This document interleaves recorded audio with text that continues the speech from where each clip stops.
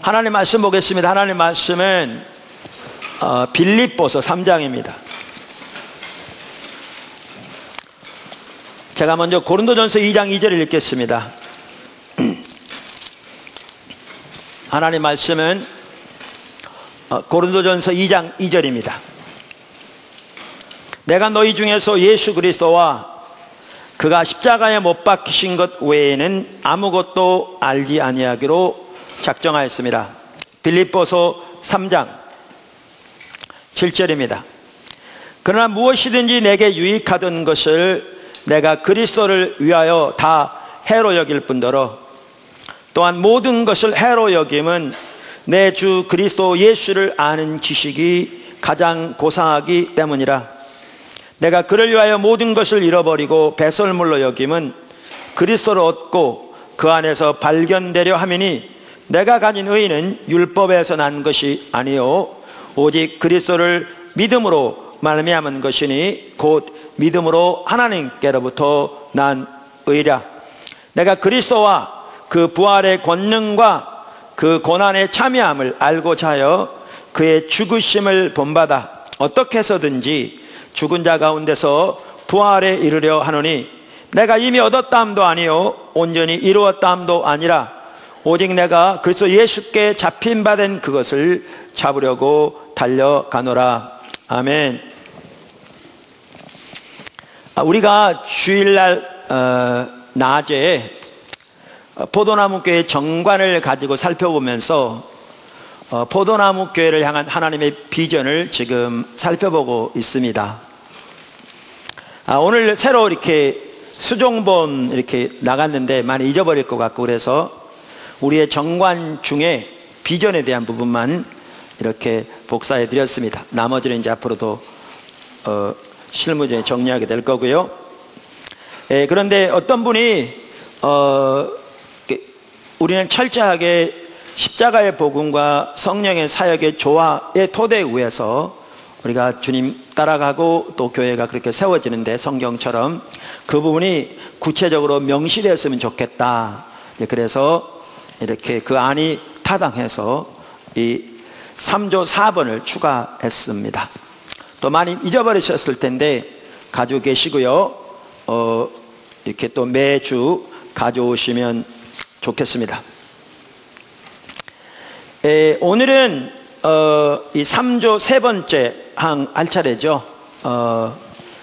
그래서 우리는 회복과 부흥이 하나님께서 우리에게 주신 시대적 사명이라는 것을 인식하고 그것을 우리의 비전으로 삼는다. 즉 우리의 비전은 하나님의 교회가 하나님께서 의도하신 교회의 모습으로 회복되어지는 것과 하나님의 부흥이 임할 수 있도록 길을 예비하는 것이다. 자, 그래서 오늘부터 이제 회복과 부흥의 비전에 대해서 이제 살펴보기 원하는데 이 부분만 하더라도 시간들이 아무래도 많이 걸릴 것 같으니까 좀 몇 차례에 걸쳐 살펴보도록 하겠습니다. 사실 우리가 늘 이렇게 나무와 숲을 같이 보는 게 중요하거든요. 그러니까 전체적인 숲을 보면 전체적인 그림은 보이는데 세세한 내용을 모르잖아요. 그런데 숲속에 들어가서 나무 하나하나를 살피면 그 자세한 내용은 아는데 숲을 전체를 보지 못하고 길을 잃어버리기 쉽거든요. 그래서 우리가 이제 오늘 그리고 앞으로 또 몇 주 동안 살펴볼 이 세세한 부분, 그것도 핵심적인 부분밖에 살펴볼 수 없는데 살펴보다 보면 자칫 잘못하면 길을 잃어버릴 수 있습니다. 우리가 어디서부터 왔지? 라는 식으로. 그래서 이 전체적인 걸 가지고 계시면 그러면 또 전체적으로 더 잘 이해가 될 줄로 믿습니다. 우리가 비전에 대해서 그동안 이렇게 살펴보면서 특별히 처음 2시간에는 성경에 말하는 비전이 무엇인가, 그 비전의 성격과 중요성을 살펴보았고, 그 다음에는 하나님의 비전이 우리에게 주어지는 방법이 무엇인가 라는 것을 살펴보았습니다. 우리가 이미 살펴본 대로 여기서 지금 나누고 있는 것들은 여주봉 목사가 혹은 우리가 우리 교회의 목표로서 하나님을 위해서 계획하고 세운 것이 아닙니다. 우리가 여러 차례 살펴본 것처럼 성경적인 의미에서의 비전은 하나님 자신의 목적을 우리에게 보이시는 것으로부터 시작합니다. 다시 말하면 그래서 조지 바나만 하더라도 우리의 사역을 위한 하나님의 비전이라는 용어를 사용함으로써 비전이 우리가 하나님을 위해, 때로는 우리가 우리 자신을 위해서 세운 원대한 계획이나 목표나 꿈을 말하는 게 아니라 성경적인 관점에서 보면 하나님의 백성들에게 보이신 하나님의 뜻과 하나님의 목적의 토대로 하나님이 이루시기 원하시는 하나님의 비전을 의미한다라는 부분들을 우리가 이미 살펴보았고요. 이제 그런 관점에서 우리가 오늘 이 부분을 이해할 때 우리가 올바로 이해할 수 있습니다. 뿐만 아니라 하나님께서 그럼 우리에게 하나님의 비전을 어떻게 보이시는가, 우리가 이미 살펴본 대로 하나님이 우리에게 하나님의 비전을 보이시는 가장 주된 방법 중에 하나는 헨리 블랙가비 목사님이 영적 랜드마크라고 부르는 그 용어가 잘 쓰여진 것 같아서 저도 그대로 그냥 취할 뿐인데, 영적 랜드마크를 통해서 하나님의 비전을 보이신다. 일반적으로 랜드마크 하면 특별한 사건을 의미하기도 하는데 획기적인 사건, 그러면 영적 랜드마크는 하나님이 자신의 뜻과 목적을, 계획을 알리시는 획기적인 사건들을 말하고, 이 획기적인 사건들을 쭉 연결해 보면 하나님이 지금 어떤 일을 하고 계시고 각 사람을 어디로 부르고 계시고 그를 통해 하나님이 어떤 일을 이루려고 하시는가가 보여진다라는 부분들을 우리가 이미 성경을 통해 살펴보았습니다. 그래서 아브라함의 삶을 보면 이것을 가장 잘 볼 수 있고, 신약의 바울의 삶에도 역시 동일한 일이 일어났던 것을 볼 수가 있습니다. 그러니까 아까 하나님의 비전만 하더라도 그렇습니다. 모세, 여호수아, 느헤미야, 예루살렘 성을 중건한 다니엘, 유다 백성의 회복을 본 뿐만 아니라 예수님은 더 말할 것 없고, 바울, 신구약의 하나님의 사람들, 예를 들면 노아를 보아도 그렇고, 그들은 모두가 다 그들을 향한 하나님의 비전을 따라 사는 사람들이었습니다.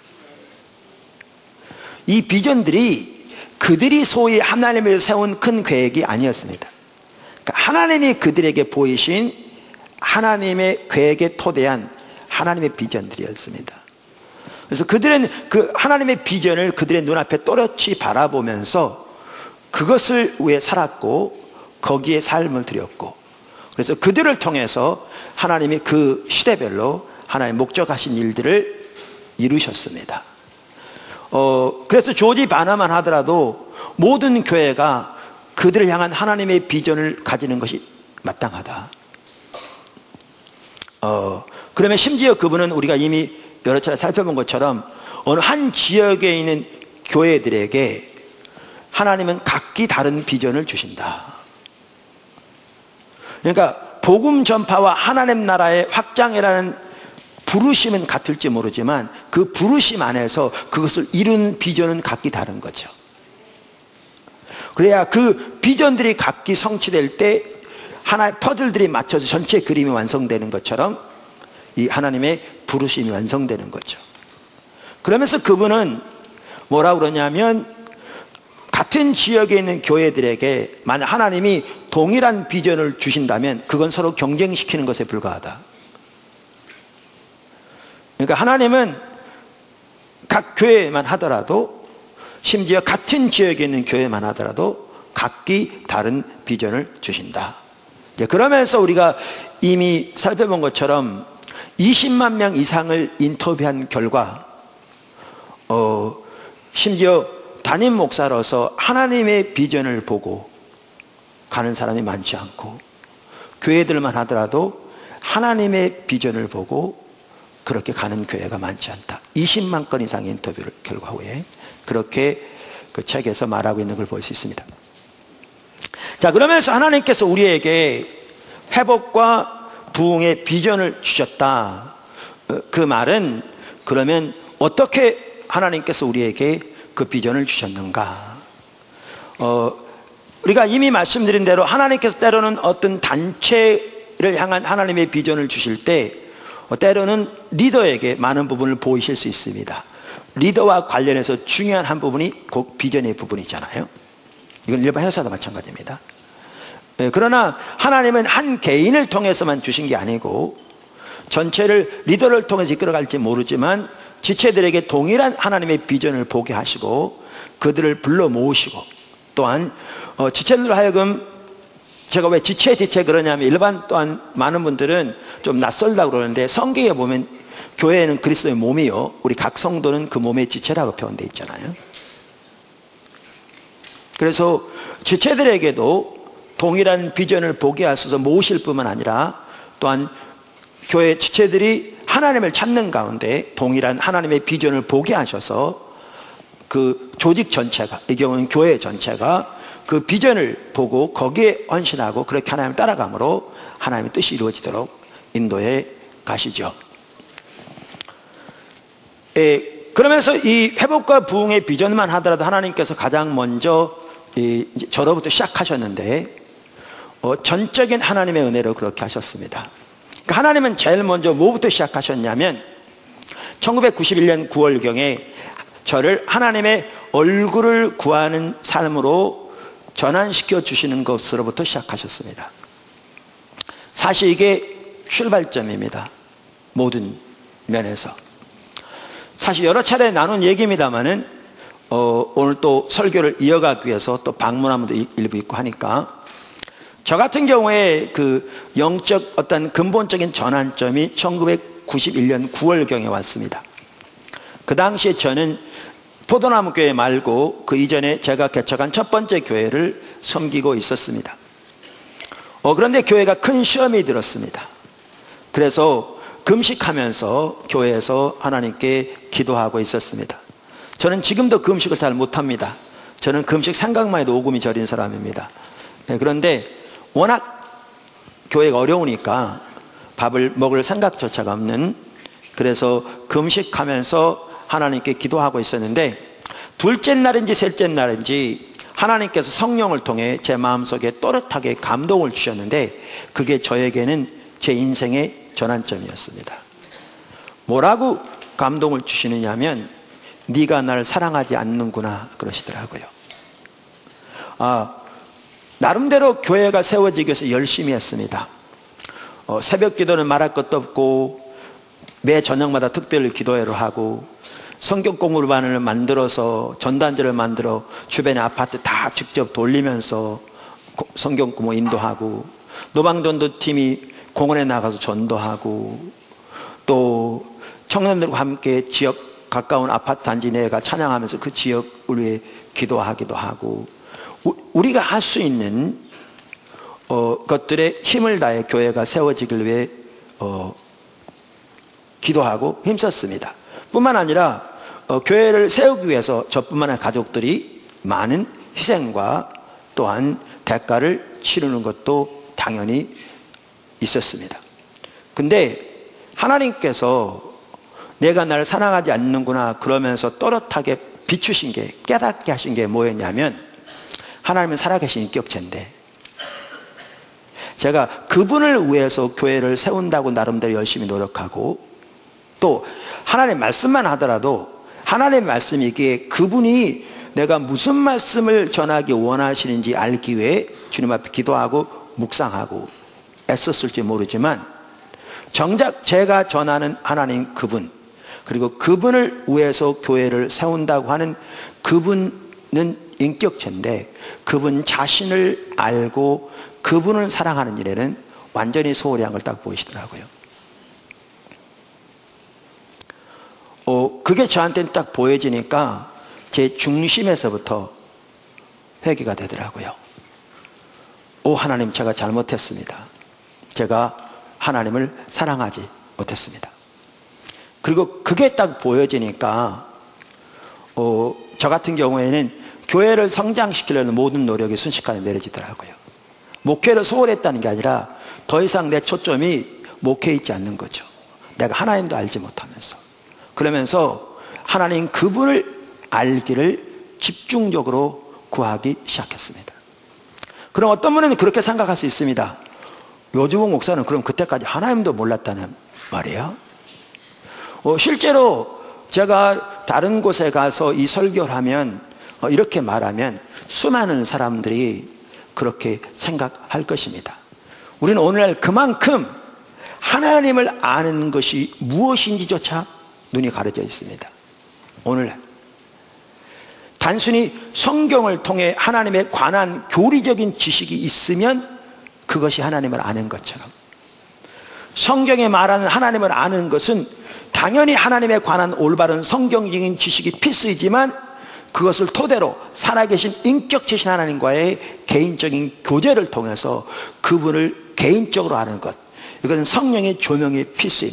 그래서 학자들도 하나님을 아는 참된 지식은 지적일 뿐 아니라 영적이요, 도덕적이요, 경험적이고, 하나님을 아는 참된 지식은 참된 하나님과의 영적인 관계 안에서 삶을 살아감으로 얻어진다, 이렇게 말하고 있는데, 오늘날은 하나님을 안다는 자체가 무슨 뜻인지조차가 철저하게 가려져 있는 이 시대죠. 근데 그것부터 시작해서 이제 하나님을 집중적으로 찾기 시작했는데, 제가 그 당시에는 하나님의 얼굴을 구하는 삶이 전혀 뭔지 몰랐거든요.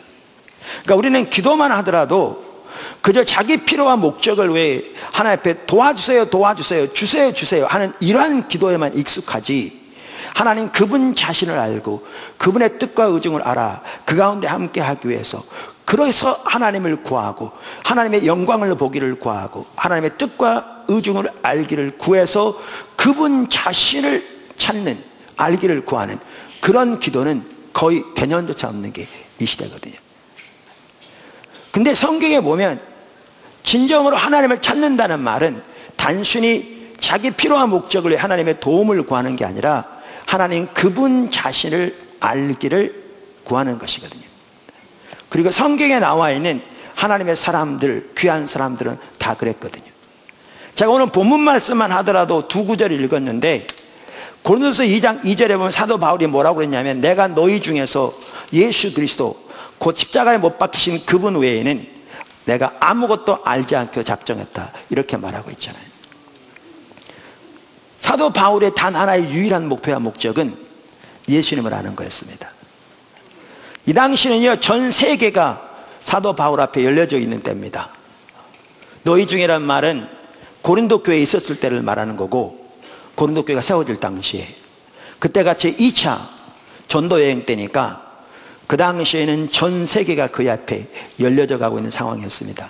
근데 그 당시에 바울의 단 한 가지 목표는 예수님을 아는 거였습니다.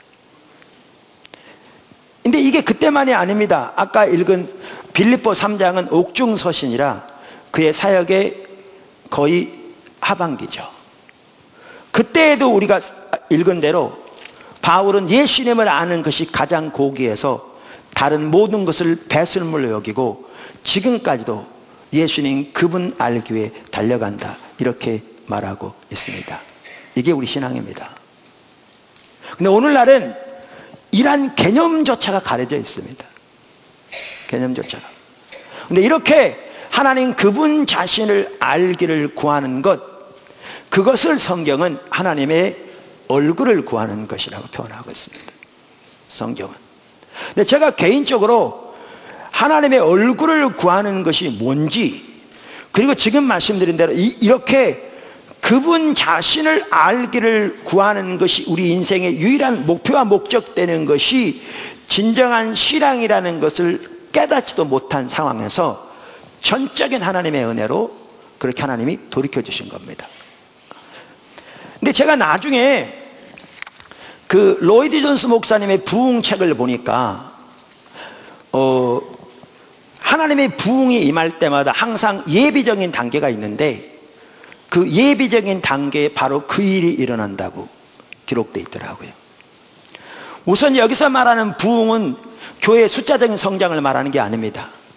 오늘날 너무나 세속적이고 인본주의로 바뀌어버려서 용어 하나하나가 그야말로 이렇게 왜곡돼 버렸죠. 그래서 우리가 말하는 부흥은 단순히 교회의 숫자적인 성장을 말하는 게 아닙니다. 부흥은 하나님께서 강력하게 성령으로 한 지역이나 나라에 대규모로 임하셔서 먼저 하나님의 백성들의 삶을 근본적으로 변화시킬 뿐만 아니라 그들을 통해서 잃은 영혼들을 대규모로 하나님께로 인도하시고, 그래서 때로는 그 지역과 그 나라에 안 믿는 세속화된 그 사회까지 그 영향력이 때로는 100년에 걸쳐서 미치는 이러한 것을 부흥이라고 부릅니다. 그래서 요한 웨슬리 시대에 있었던 부흥처럼, 웨일즈의 부흥처럼, 마틴 루터 시대의 그러한 하나님의 역사처럼, 미국의 제1차 각성운동, 제2차 각성운동 같은 그러한 부흥, 그 다음에 평양 대부흥처럼 그러한 부흥을 말합니다. 근데 그러한 부흥이 임할 때 그 로이드 존스 목사님 같은 경우에는 특별히 그러한 하나님의 이러한 각성운동, 이러한 것에 대해 관심이 많아서 2000년 교회사에 나타난 많은 그러한 영적인 일들을 연구한 분입니다. 사실 로이드 존스 목사님 많이 잘 알죠. 제가 어제 복음주의 협의회 그 원래에 발표 다녀왔습니다.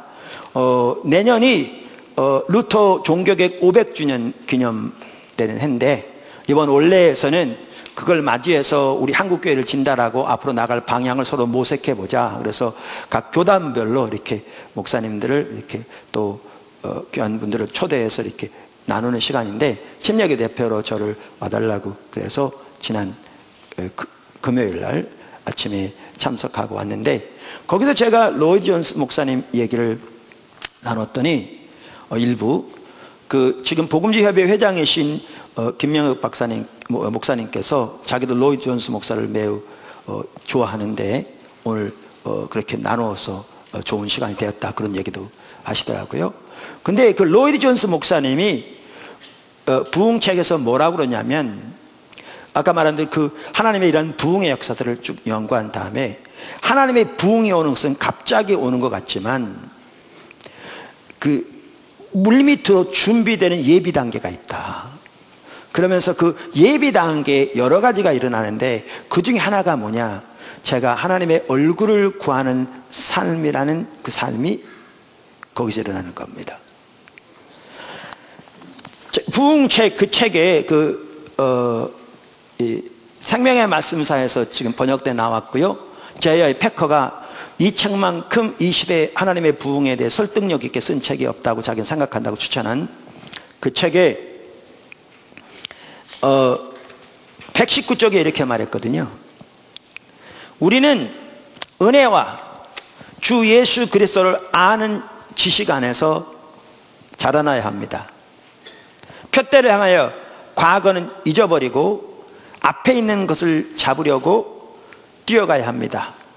그럼 성경 인용합니다. 내가 그리스도와 그 부활의 권능과 그 고난의 참여함을 알고자 하여 그의 죽으심을 본받아 어떻게 해서든지 죽은 자 가운데서 부활에 이르려 하노니, 오늘 읽은 그 본문에 나온 내용이죠. 그것은 무서운 일입니다. 그러나 우리에게 있어서 문제거리는 우리의 삶이 그리스도에게 집중되어 있지 않다는 것입니다. 우리의 삶이 그리스도에게 통제를 받고 있지 않습니다. 아니에요. 우리는 그분을 위해서 일하고 있어요.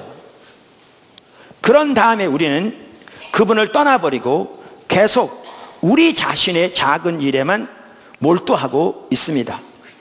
그리고 우리가 행하고 있는 것을 기초로 하여 하나님께서 복을 주시기를 간구합니다. 사실 이 책은요 60년 전 영국 상황을 두고 쓰여진 거거든요. 근데 60년 후 오늘날 한국 교회를 보고 쓴 것 같아요. 너무나 똑같아요.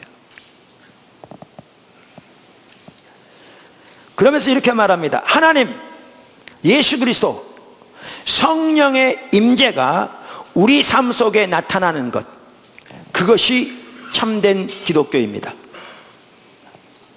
부흥 시에 언제나 하나님께 사용되었던 사람들이 바로 그것을 추구했습니다. 119쪽에 나오고요 120쪽에도 비슷한 내용이 나옵니다. 그러면서 122쪽에서 그는 이렇게 말합니다. 부흥에 이르는 불가피하고 부단한 예비적인 단계는 하나님에 대한 갈증, 살아계신 하나님을 아는 지식을 갈구하는 생생한 갈증입니다. 그리고 역사하시며 스스로 자신을 나타내시며 자신의 능력을 나타내시고 일어서서 당신의 원수들을 회파하시는 하나님을 알고 싶어하는 불타는 간절한 바람을 가지는 것입니다.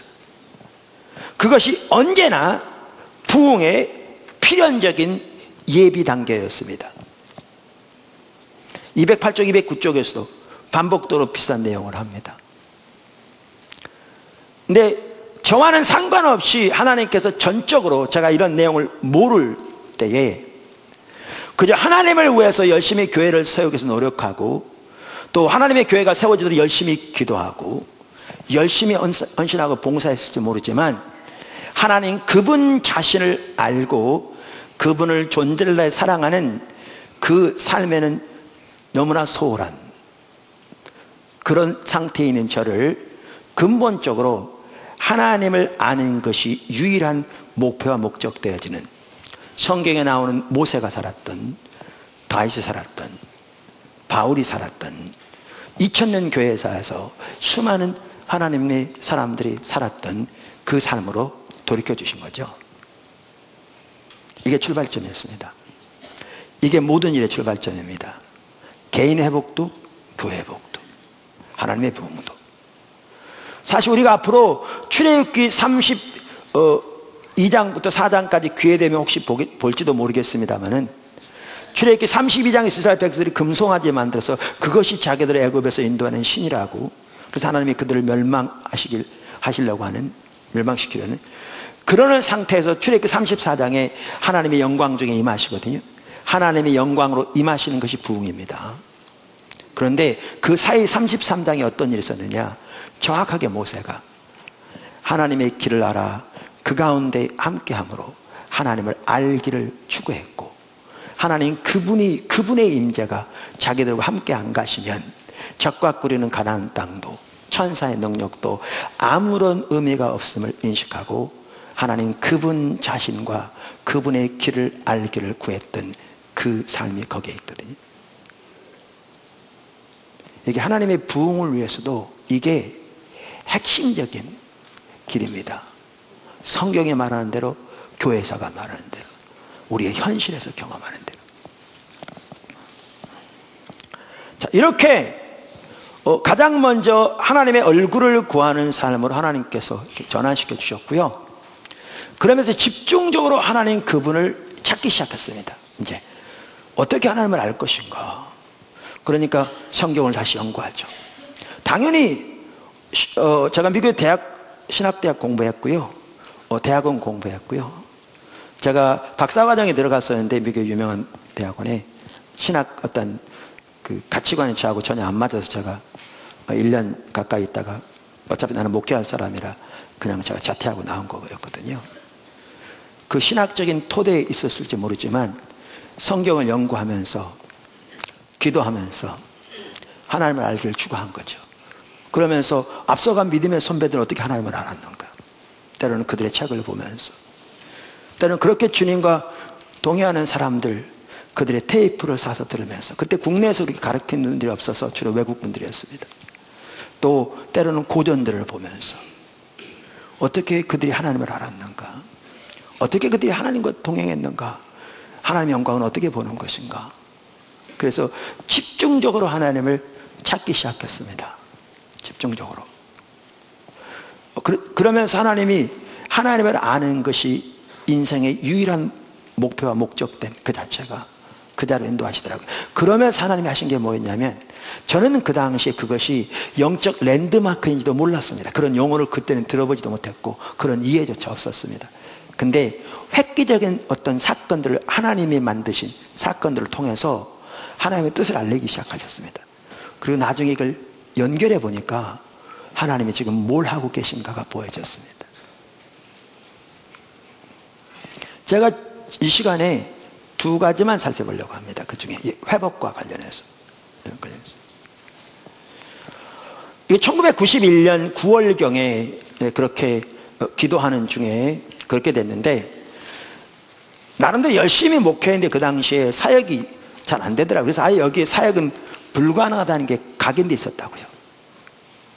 그런데 그 당시 구역이 2개밖에 없었는데 그 한 구역이 구역이 없어지려고 그러는 거예요. 교회를 다 떠나려고 그러는 거예요. 그러니까 얼마나 힘들어요. 그랬는데 그게 계기가 돼서 이렇게 주님을 찾는 사람으로 돌이켜졌는데, 그 연말이 되었는데 실제로 구역 하나가 전체가 없어졌습니다. 교회가 반쪽 난 거죠. 개척 교회를 목회하는 목사로서 정말 힘들더라고요. 이건 먹을 생각 자체가 없는 거죠. 그랬더니 그 당시에 청년 중에 한 명이 저한테 뭐라고 그러냐면, 그분 지금 분당에 있는데, 목사님 저 기도원 가는데 같이 좀 가주세요 그러더라고요. 지금은 청년 한 명이 저한테 기도원 같이 가자, 제가 갈 수 있는 상황은 아니죠. 근데 그 당시에는 교회가 크지도 않고 매우 작은데 청년이, 성도가 기도원 가는데 같이 가자 그러는데 내가 못 간다고 할 수는 없잖아요. 그래서 같이 갔어요. 저는 기도하고 싶은 마음 전혀 없었고요. 그래서 저는 먹을 생각 자체가 없었기 때문에 금식했고요. 안 먹으면 이 안 닦아도 된 줄 알았어요. 그랬더니 같이 갔던 전사님이 지금 우리나라 한 지역에서 목회하고 계신 목사님인데 그러더라고요, 저한테. 목사님 이 좀 닦으시죠. 그러니까 정신이 나가 있는 거예요. 온몸에서 냄새가 나는데도 뭐 정신이 겨를이 없는 거죠.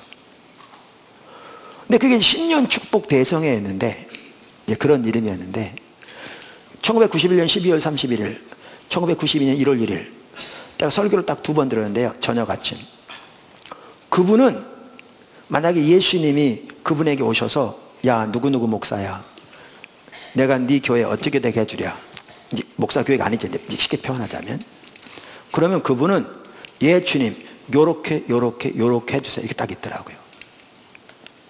그러니까 설교 잘하고 못하고를 떠났어요. 그분은 옆구리만 찔러도 그만나고요. 책을 써도 그렇게 썼고요. 제가 지금도 요약할 수 있어요. 근데 요게 사람들에게 아주 잘 먹힐 거예요. 그래서 그 당시에 교회가 성장하고 있었거든요. 근데 제가 보기에는 그게 반씩 섞였어요. 반은 성경인데 반은 성경이 아니었어요.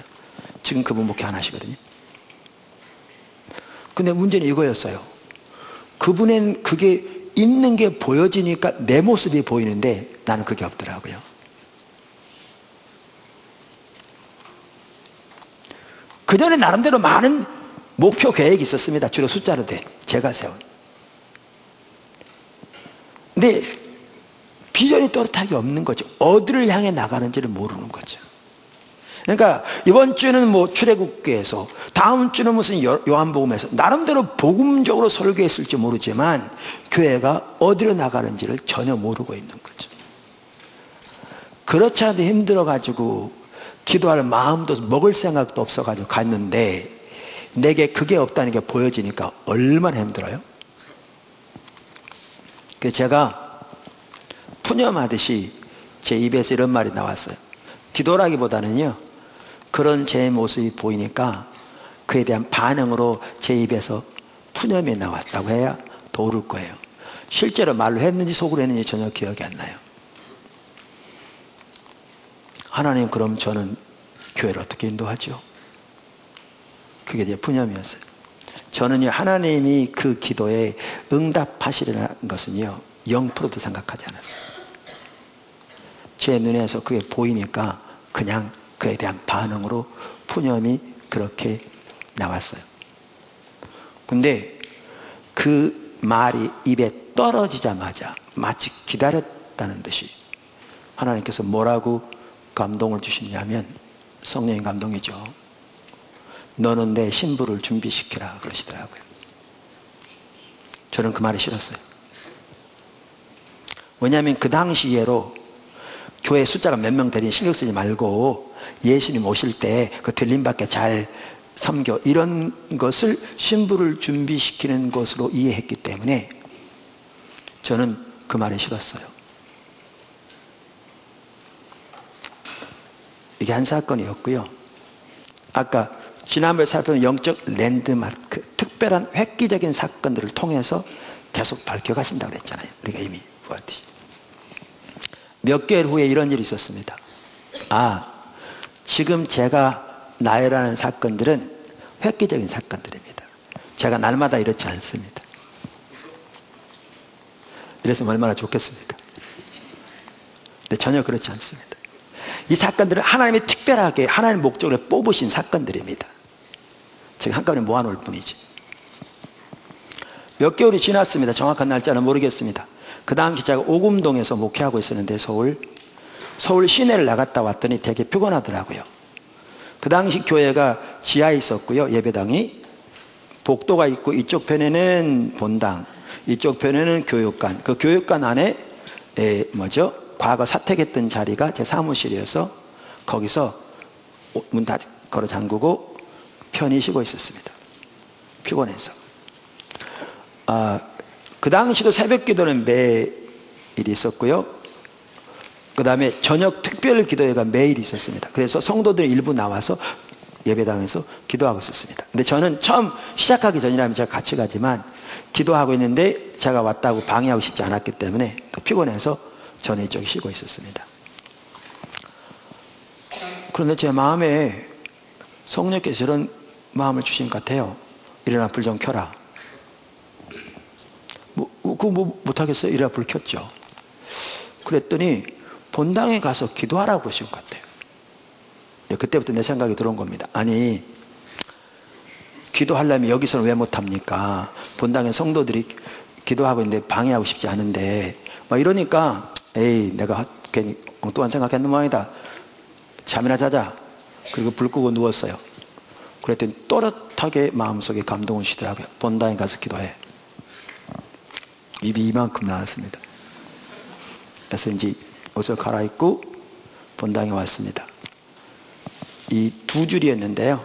교회 장의자가 앞에 성도들이 카페트 깔린 곳에 기도하고 있었습니다. 하나님 본당 가서 기도하라고 그런 마음 주셨지 뭘 위해 기도하라고 말씀 안 하셨기 때문에 저 뒤에 가만 앉아 있었습니다. 문 앞에.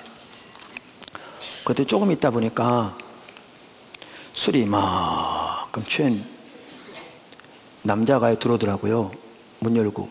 그날이 공예배가 있는 날도 아니고요. 그 지역에 사람들이 많이 다니는 지역도 아니고 지하인데 어떻게 알고 들어오더라고요. 그러더니 제가 앉아있는 맞은편에 앉더니 이렇게 기도하기 시작하더라고요. 그냥 속으로 이 사람이 와서 행패 부릴까 봐 나한테 여기 가서 지키라고 그런 마음 주셨나? 그런 생각이 들었어요. 근데 거기 딱 앉아있는데 그분이 그렇게 기도하고 있는데 전혀 생각하지 않은데 뜬금없이 뭐 어떤 감동이 주어지냐면 인자야 이 뼈들이 살겠느냐. 에스겔 37장에 딱 생각나게 하시는 거예요. 또렷하게. 여기 37장 아시죠? 뭔지. 한 번은 하나님이 에스겔 선지자를 이끌고 골짜기로 갔는데 그 골짜기에 가보니까 뼈가 말라서 흩어진 것들이 골짜기 가득했어요. 그러면서 하나님이 에스겔 선지자에게 물었어요. 인자야 이 뼈들이 살겠느냐. 에스겔이 다른 사람이 물었다면 그 말 같은 소리를 하세요 그럴 텐데 물으시는 분이 하나님이라 그가 대답하기를 주여 주님이 아십니다. 그랬어요. 그랬더니 하나님이 에스겔에게 대언하라고 했고요. 에스겔이 하나님이 명령하신 대로 대언했더니 뼈들이 소리가 나면 덜컥덜컥 모아지고 사람 모양 형체 갖춰지고 그 위에 힘줄이 근육이 덮이고 힘줄이 덮이고 피부가 생기고 사람이 됐어요. 근데 생명이 없었어요. 그때 또 하나님께서 생기에게 명하여 들어가라고 그래라. 그래서 이렇게 에스겔이 하나님 명령대로 그렇게 했더니 생기가 들어가서 살아났어요. 이 구절 안에요. 알고 있었거든요. 그 정도는. 그래서 그런 마음의 감동이 있길래 곧바로 내가 뭐라고 물었냐면 하나님 그 마른 뼈들이 누구예요? 이렇게 물었어요. 그랬더니 이 맞은편에 앉은 사람을 가리키는 것 같아요. 생각에 이제 우리가 때로는 감동이 주어지잖아요. 저런 자들이 마른 뼈니라. 그분이 한참 기도했어요. 저도 그냥 앉아 있다가 그분이 가더라고요. 저도 집에 왔어요. 집에 와서 그 책을 찾아봤어요. 에스겔 37장.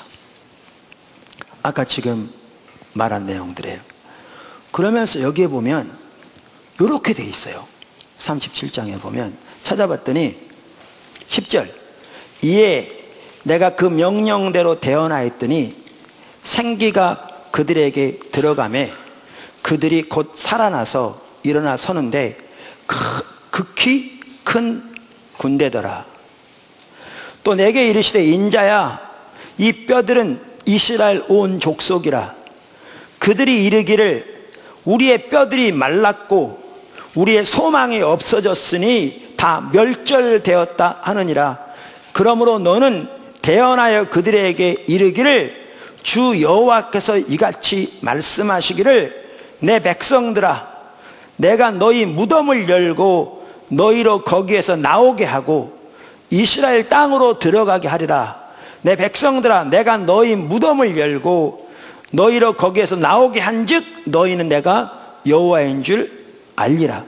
내가 또 내 영을 너희 속에 두어 너희가 살아나게 하고 내가 또 너희를 너희 고국 땅에 두리니 나 여호와가 이 일을 말하고 이룬 줄을 너희가 알리라. 여호와의 말씀이니라. 여기 보면요, 이들이 누구냐? 이스라엘 백성이에요. 그러니까 여기에 취지는 이거예요. 여러분, 사람이 죽으면 썩잖아요. 썩으면 뭐만 남아요? 뼈만 남잖아요. 근데 뼈만 남았는데 뼈가 마를 정도 멀을 정도예요? 완전히 죽은 거잖아요. 여러분, 그 당시 이스라엘 백성들이 하나님의 이름으로 일컫는 하나님의 백성인데 예레미야 시대에 바벨론 포로로 잡혀가서 바벨론의 노예살이 종살이 하면서 그들이 그 가운데 살고 있었어요. 이 뼈들이 그들의 모습이에요. 근데 그 뼈들이 살겠느냐? 불가능한 일이죠. 근데 하나님이 그들을 회복시킬 걸 말씀하세요. 돌아오게 하겠다. 그러면 저들을 회복시켜서 저들이 일어서는데 하나님의 큰 군대가 되리라. 이렇게 말씀하고 계세요. 이 구절은 가장 먼저는 아까도 말씀드린 대로 바벨론 포로로부터 회복될 것을 말하는 구절인데요. 저는 여기 지금 아까 읽었던 14절만 하더라도 학자들도 이 속에 신약의 교회를 향한 메시아 시대에 대한 예언도 같이 들어있다고 말해요. 그래서 여기에 오늘날에도 적용될 수 있는 부분이 있다고 저는 확신합니다. 제가 그때 알게 됐어요. 무슨 말씀인지. 그 옆에 앉았던 사람이요, 예수 믿는 사람이 분명했어요. 왜? 예수 믿는 사람 아니면 공예배시도 아닌데 뭐 때문에 교회에 와서 기도하고 가겠어요? 예수 믿는 사람은 분명해. 근데 또 한 가지 분명한 게 있어요. 얘기 나눠보지 않았지만 이분이 오늘도 승리하는 삶을 전혀 살지 못했어. 여기까지 술이 취했거든. 신앙의 양심은 있고 양심의 가책은 있으니까 그 상황과 처지는 제가 이해할지 모르지만 지나가다 교회가 있으니까 불이 켜있는 것 같으니까 들어와서 기도하고 있는 거죠. 여러분, 오늘날이요, 오늘날 적지 않은 성도들의 상태가 그토록 죽어 있어요. 모양만 남은. 심각하게. 마른 뼈처럼.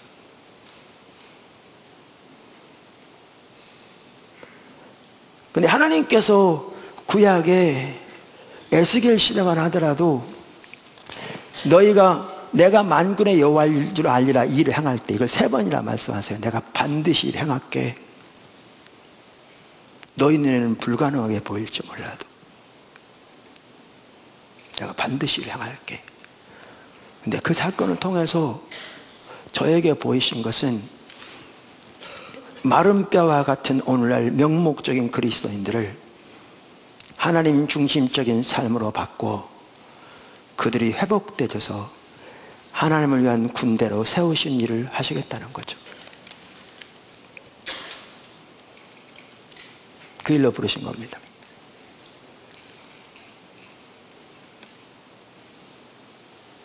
한편으로는 저는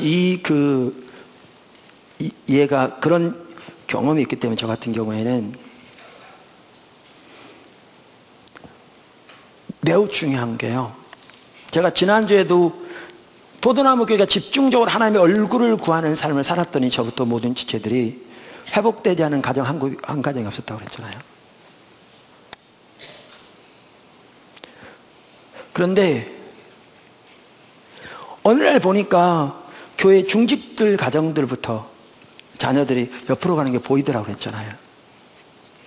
그러니까 경각심이 생긴 거죠.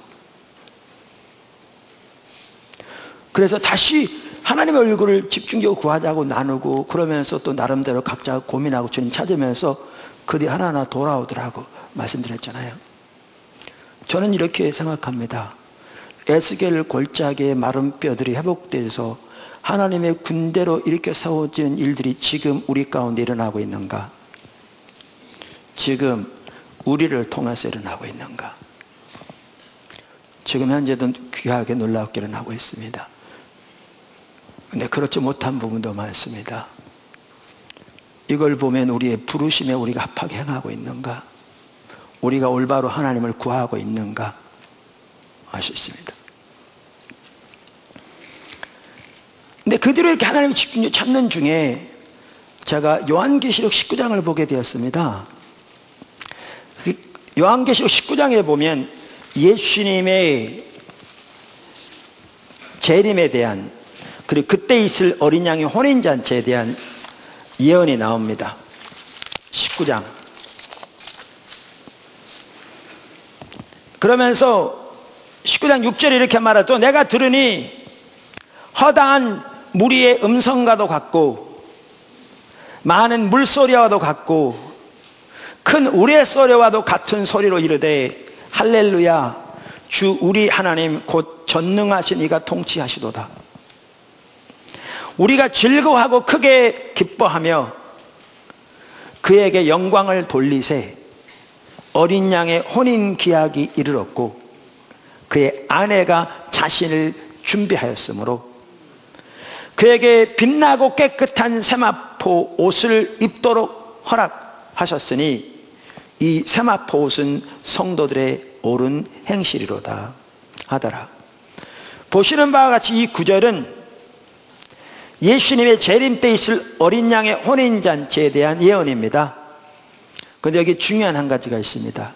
주님 오시기 전에 그 아내가 자신을 준비하는 일이 있을 것을 말합니다. 이스라엘 백성들의 결혼식을 보아도 알 수 있듯이 신랑이 신부를 데리러 올 때 신부가 자신을 준비하고 있습니다. 이걸 보면 주님이 언제 오실지는 아무도 모릅니다. 그러나 주님이 오시기 전에 그래서 이 신부 하나님의 교회가 회복될 것을 성경은 예언하고 있습니다. 명백하게. 말씀드린 대로 주님이 언제 오실지 모릅니다. 아무도. 우리가 살아있는 동안에 오실지 아니면 그 이후에 오실지 아무도 모릅니다. 분명한 한 가지는 말세가 날마다 더 가깝다는 것은 분명한 사실이고 어제보다 오늘이 더 가깝다는 것은 분명한 사실입니다. 그런데 예수님이 오시기 전에 그래서 이 신부 교회가 준비되고 예비될 것을 성경은 명백하게 말씀하고 있습니다. 이런 과정을 거치면서 저는 너는 내 신부를 준비시키라 이 말씀이 무슨 말씀인지 알게 됐습니다. 그게 뭐냐면 하나님의 교회가 하나님의 의도하신 모습으로 회복되도록 거기에 네 삶을 드리라 그 얘기입니다. 사실 하나님께서 그렇게 하나님의 그 비전과 부르심을 주셨기 때문에요. 어떻게 하면 교회가 회복될지 제 눈에는 보입니다. 하나님이 알게 하시죠.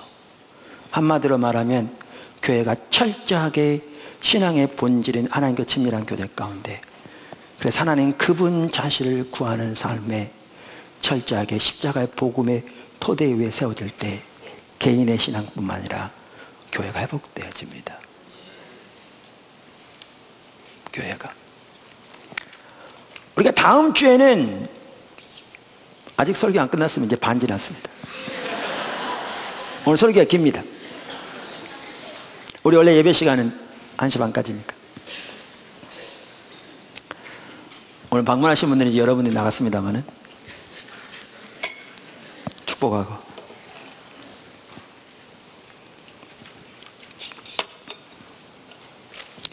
제가 나머지 부분을 뭘 살펴보려고 하느냐 하면요, 오늘날 우리의 상태가 얼마나 회복돼야 할 절실한 필요 가운데 있는가, 교회가. 그걸 보려고 합니다. 그게 보여야 여러분이 이 심각성을 인식할 수 있습니다. 심각성. 다음 주에는 뭐를 살펴보려고 하느냐면, 그러면 교회가 회복되어지기를 추구한다면 어떤 모습으로 회복되어지기를 추구하는가, 우리가 바라보고 나가는 회복된 교회의 모습은 뭔가, 이 부분을 살펴보려고 합니다. 다음 주는 특별히 요한복음 17장에 나오는 예수님의 제사장적 기도를 가지고 살펴볼 텐데요, 요한복음 17장에서 예수님은 제자들을 위해 기도하시고 그 제자들을 통해서 예수를 믿게 될 그 제자들을 위해 기도하십니다. 다시 말하면 교회를 위해 기도하십니다.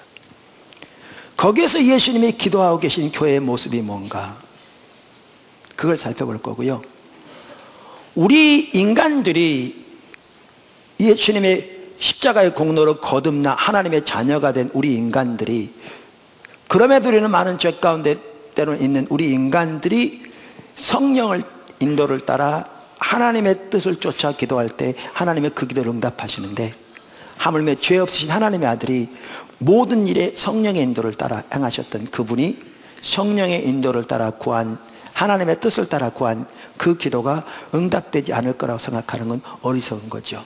그러니까 요한복음 17장에 나오는 예수님의 기도는 반드시 응답될 예언적인 기도입니다. 거기에서 예수님은 이러이러한 교회들이 세워지길 위해 기도하고 있습니다. 그게 회복된 교회의 모습입니다. 그게 우리가 추구하는 교회의 목표고, 그리고 거기에 우리 자신을 비춰봐야 합니다. 거기에. 여러분, 지금 몇 명 모이는가가 중요하지 않고요, 지금 우리가 교회 재산이 얼마인가 그게 중요하지 않습니다. 한편으로 보면 우리가 오늘날 다른 교회하고 비교하면 우리보다 훨씬 나은데도 적지 않지만 일반적으로 포도나무교회 귀합니다. 성도들 삶이라든가 함께한 하나님의 은혜라든가 통해서 하나님이 일하시는 국내에 역사하시는 일들이라든가 너무너무 귀하죠. 근데 그게 우리가 어떤 상태에 있는가를 보여주는 건 전혀 아닙니다. 하나님의 의도하신 교회의 모습이 뭔가, 하나님이 이 땅에 세워지기 원하시는, 그토록 예수님이 열망하며 기도하신 교회의 모습이 뭔가, 그걸 보고 거기에 우리 자신을 비춰볼 때 우리의 정확한 연주소가 나옵니다. 그리고 그렇게 본다면 우리는 정말 하나님의 은혜가 절실하게 필요한 상태에 있습니다. 그게 다음 주에 살펴볼 겁니다. 오늘은 뭐를 살펴보려고 하느냐 하면, 남은 시간 동안 우리가 처해 있는 현실을 살펴보려고 합니다. 우리가 처해 있는 현실을 살펴볼 수 있는 방향은 여러 가지가 있는데, 그중 하나는 뭐냐 하면, 오늘 살펴볼 내용은 우리가 하나님을 떠나면 우리에게 나타나는 열매들이 무엇인가를 살펴보므로 우리의 처지를 살펴보려고 합니다. 사실 제가 이 설교를 지난주 화요일 날 했습니다. 근데 오늘 이 부분을 꼭 살펴보는 게 필요할 것 같아서, 이걸 보면 우리의 현실을 볼 뿐만 아니라 교회 회복으로 그 하나님의 비전을 보이시고 거기에 초청하신 하나님의 의도와 의미가 무엇인가를 더 알 뿐만 아니라 하나님의 교회가 회복되기 원하는 하나님의 열망이 얼마나 큰 것인가도 볼 수 있고, 우리가 기도하되 무엇을 위해서 기도할 것인가도 볼 수 있기 때문에 그렇습니다.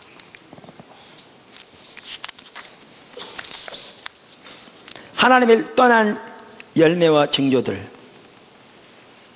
사실 예레미야 애가 보면, 예레미야 애가는 어떤 성경입니까? 예레미야 시대에 남방 유다가 멸망했습니다. 하나님을 떠난 거로.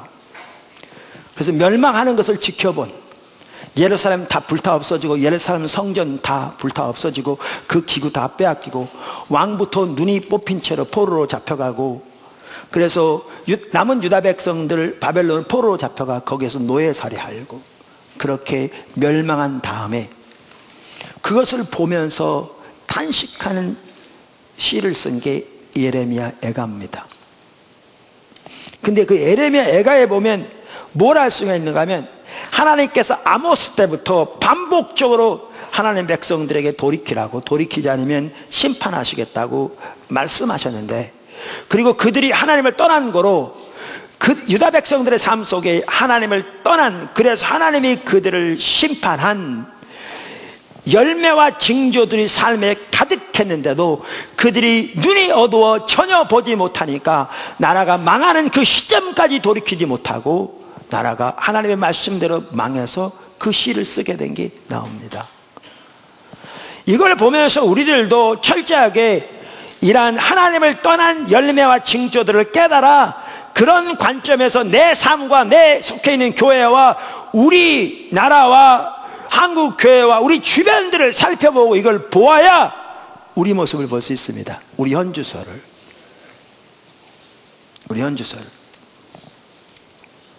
그래서 그 부분을 살펴보려고 합니다. 첫째, 하나님의 임재가 거치는 것. 하나님의 임재가 거치는 것.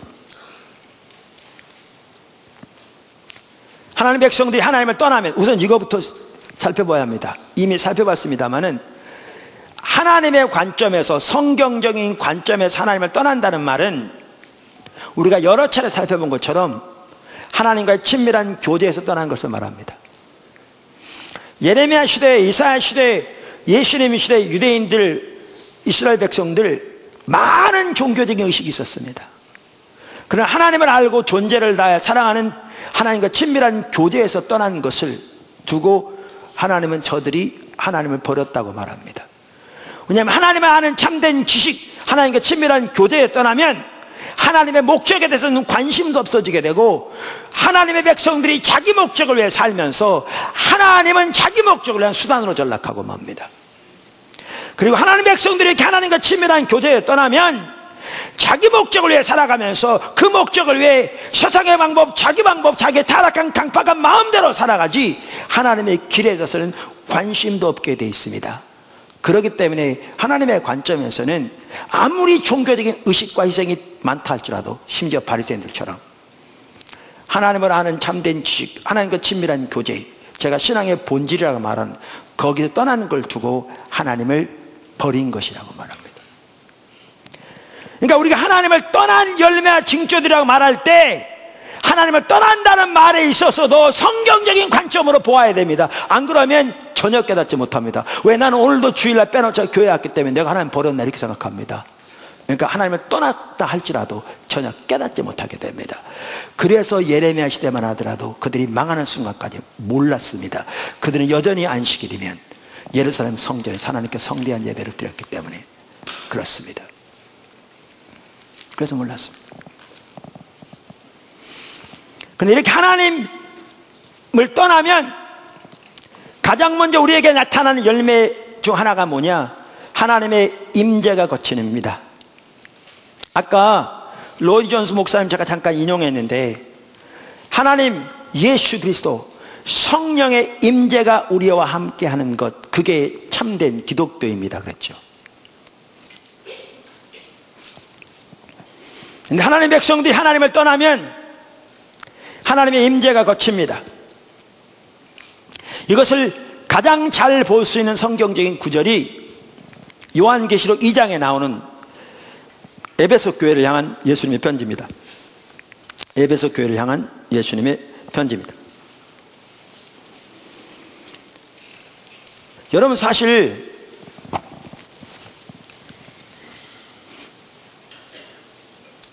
여러분, 에베소 교회요, 한국에 있는 어떤 교회보다 제가 보기에는 더 훌륭한 교회였습니다. 예수님이 7교회에 편지하면서 가장 먼저 칭찬할 거 칭찬하시고 책망할 거 책망하시잖아요. 근데 에베소 교회를 향한 칭찬을 보십시오. 2절부터 보시면, 내가 내 행위와 내 수고와 내 인내를 알고 또 악한 자들을 용납하지 아니한 것과 자칭 사도라 하되 아닌 자들을 시험하여 그의 거짓된 것을 내가 드러낸 것과. 여러분, 오늘날 어떤 교회는 신천지가 침입해가지고 뭐 몇십 명이 뭐 재직들이 떠났다 뭐 이런 얘기도 그런데요, 에베소 교회에 있다면 그런 일은 절대로 일어나지 않았습니다. 안 일어났어요, 그런 일은요. 여기 보시면. 뿐만 아니라 내가 참고 내 이름을 위하여 견디고 게으르지 아니한 것을 아노라. 보십시오. 한국에 이런 교회 있습니까? 제가 보기엔 없습니다. 있겠죠. 근데 제가 모든 교회를 다 아는 건 아니니까 일반적으로 보여지는 바로는 없습니다. 이렇게 훌륭한 교회였습니다. 근데 예수님이 뭐라고 그러십니까? 너희가 첫사랑을 버렸다. 주님을 알고 존재를 다하여 사랑하는 그 삶에서 떠났다. 신앙의 본질에 떠났다. 너희가 그물을 사라고 그런 것처럼 너희가 나를 보아로 하라. 그 바울처럼 주님을 아는 지식이 가장 귀하여 다른 모든 것을 배설물 여기고 주님을 알고 그 안에 발견되기 위해 내가 달려간다고 말한 것처럼 거기서 떠났다.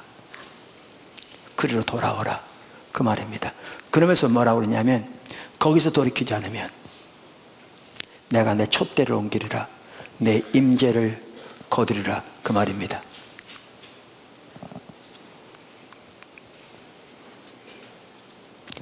이처럼 하나님의 백성들이 하나님을 떠나면 가장 먼저 찾아오는 심판 중에 하나가 하나님의 임재가 거칩니다. 근데 무서운 게 있습니다.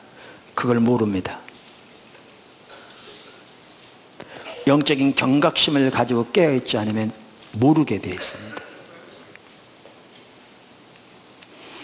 근데 하나님을 떠났기 때문에, 하나님과 친밀한 교제에 떠나있기 때문에, 그리고 그 자세부터가 마음이 높아져서 안일함 가운데 있기 때문에 영적인 경각심을 가지고 보지 못하니까 깨닫지 못하는 거죠. 못 깨닫는 이유가 있습니다. 여러 가지 있겠지만, 하나는 사역이 잘 되기 때문에 못 깨닫고요, 하나는 은사가 여전히 나타나기 때문에 못 깨닫고요, 하나는 세상적으로 잘 나가기 때문에 못 깨닫습니다. 그 외에도 많습니다만.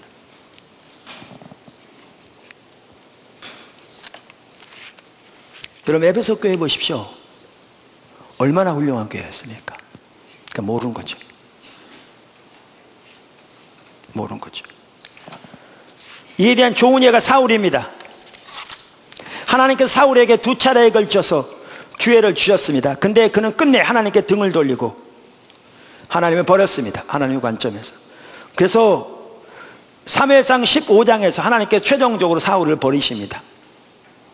그러면 16장에 하나님께서 사무엘을 이새의 집에 보내서 다윗에게 기름 붓게 하셨는데, 다윗에게 기름 부을 때 성령이 강력하게 다윗에게 임했고요, 동시에 하나님의 영이 사울에게서 떠났습니다.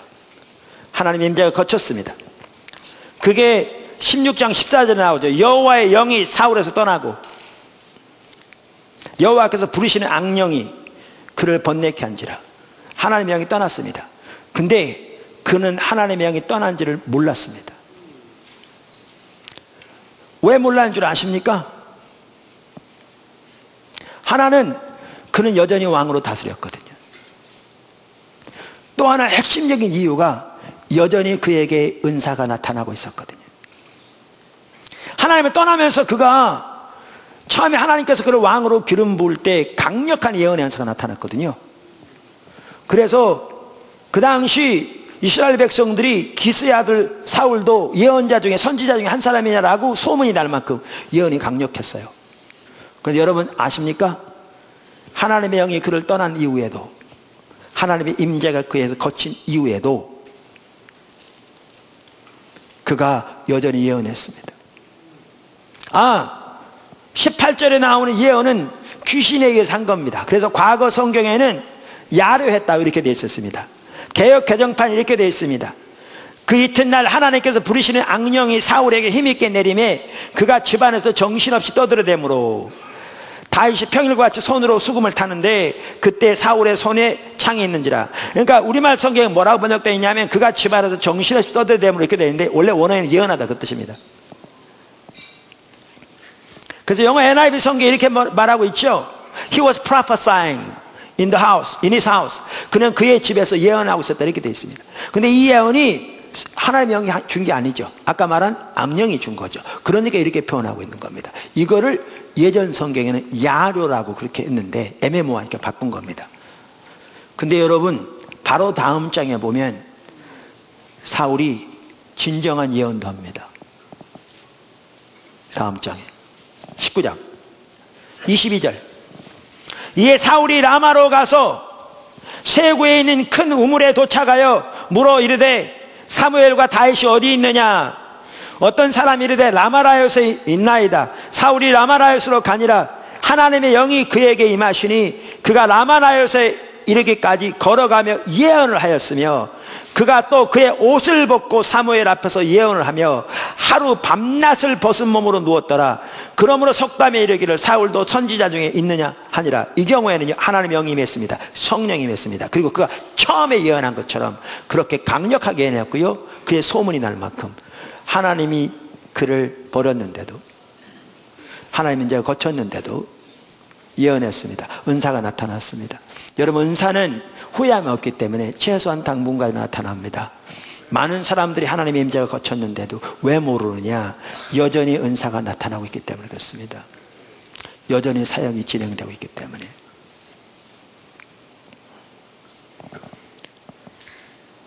사울은 나중에 가서 하나님이 꿈으로도 우림으로도 선지자로도 그에게 대답하지 않는 것을 깨달았습니다. 근데 그때는 이미 늦었습니다. 그래서 신접한 자에게 가잖아요. 그때는 이미 늦었습니다.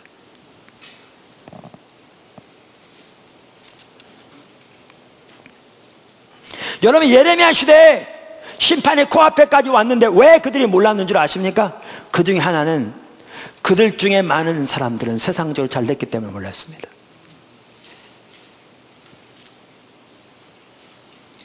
우리 이것을 예레미야 12장 1절 2절에 볼 수 있습니다. 이 구절은 예레미야가 하나님께 불평한 내용입니다. 그리고 이렇게 말하면 여호와여 내가 주와 변론할 때에는 주께서 의로우시니이다. 그러나 내가 주께 질문하옵나니 악한 자의 길이 형통하며 반역한 자가 다 평안하면 무슨 까닭이니까. 주께서 그들을 심으심으로 그들이 뿌리가 박히고 장성하여 열매를 맺었거늘 그들의 입은 주께 가까우나 그들의 마음은 머니이다. 2절을 보면 1절에 그 사람들이 누군가를 명백하게 볼 수 있는데 유다 백성 예루살렘은 거민이었습니다. 그러면 여기 보면 유다 백성 예루살렘 거민 중에 예레미야가 시험 들 만큼 수많은 사람들이 세상적으로 달렸습니다. 하나님께서 예레미야를 통해서 다가오는 심판을 그렇게 많이 말씀하셨는데도 그리고 예레미야 시대에 하나님의 임재가 거쳤습니다. 어떻게 하느냐고요? 지성소 안에는 하나님의 영광이 이미 떠났습니다. 에스겔서에 보면 명백하게 나옵니다. 그 지성소에 있는 하나님의 영광이 떠나서 성전 뜰에 있다가 예루살렘 어귀에 있다가 떠납니다. 에스겔 환상 중에 이게 다 나타납니다. 그래서 하나님께서 예레미야를 보내서 예레미야 7장에 너희는 이것이 여호와의 성전이라 여호와의 성전이라 여호와의 성전에는 거짓말을 믿지 말라 이렇게 말합니다. 하나님의 영광이 거쳐 있었습니다. 하나님의 임재가 떠나 있었습니다. 심판이 코앞에까지 닥쳤습니다. 근데 왜 그들이 몰랐느냐? 여전히 그들 중에 수많은 사람들은 세상적으로 잘 되고 있었기 때문에 몰랐습니다. 오늘 똑같습니다.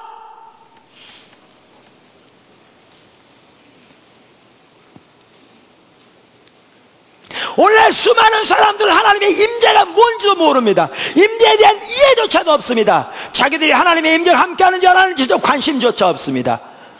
로니 존스 목사님은 하나님과 예수님 성령의 임재가 함께하는 것 그게 참된 기독교라고 말하는데 그뿐만 아니라 수많은 하나님의 사람들이 비슷한 말을 하는데 에이든 토조만 하더라도 하나님의 백성이 하나님의 임재를 잃어버리면 모든 것이 잃어버린 것 똑같다고 말하는데, 그래서 모세 같은 경우에는 하나님이 적과 흐르는 가나안 땅 주시고 천사를 앞서 보내 그 땅을 차지하게 하시다 하실 때, 하나님 임재는 안 가겠다고 하셨을 때, 모세는 하나님의 임재가 있는 사막에 우리를 여기 두세요. 여기 하나님과 함께 있는 것이 하나님의 임재가 없는 적과 끄는 가나안 땅보다 여기에 있는 게 더 필요합니다라고 그렇게 구했는데, 오늘날의 대다수 성도들은 심지어 교회 가운데, 예배 가운데, 자신들의 삶 가운데 하나님의 임재가 함께 하는지 안 하는지 전혀 인식하지도 못할 뿐만 아니라 관심조차 없습니다. 그러면서 그들은 왜 모르느냐? 때로는 여전히 은사가 나타나고, 교제로도 여전히 사역이 때로는 진행되고, 때로는 여전히 세상적으로 잘 되기 때문에 모릅니다. 눈이 먼 거죠. 어떤 분이 포도나무교회에서 과거에 기도할 때 큰 과일나무가 보이는데 정말 많이 엄청나게 열린, 근데 뿌리가 뽑혀 있더라. 같은 내용이에요. 에베소 교회가 그랬듯이 하나님의 임재가 거쳐도 최소한 당분간은 사역이 진행될 수 있습니다. 하나님의 입장에 당분간이라는 것은 우리가 말하는 하루 이틀이 아닙니다. 때로는 그것이 5년이 될 수 있고 10년이 될 수 있습니다. 그러나 뿌리 뽑힌 나무는 말라 죽게 되어 있습니다. 그것은 반드시 거치게 되어 있습니다.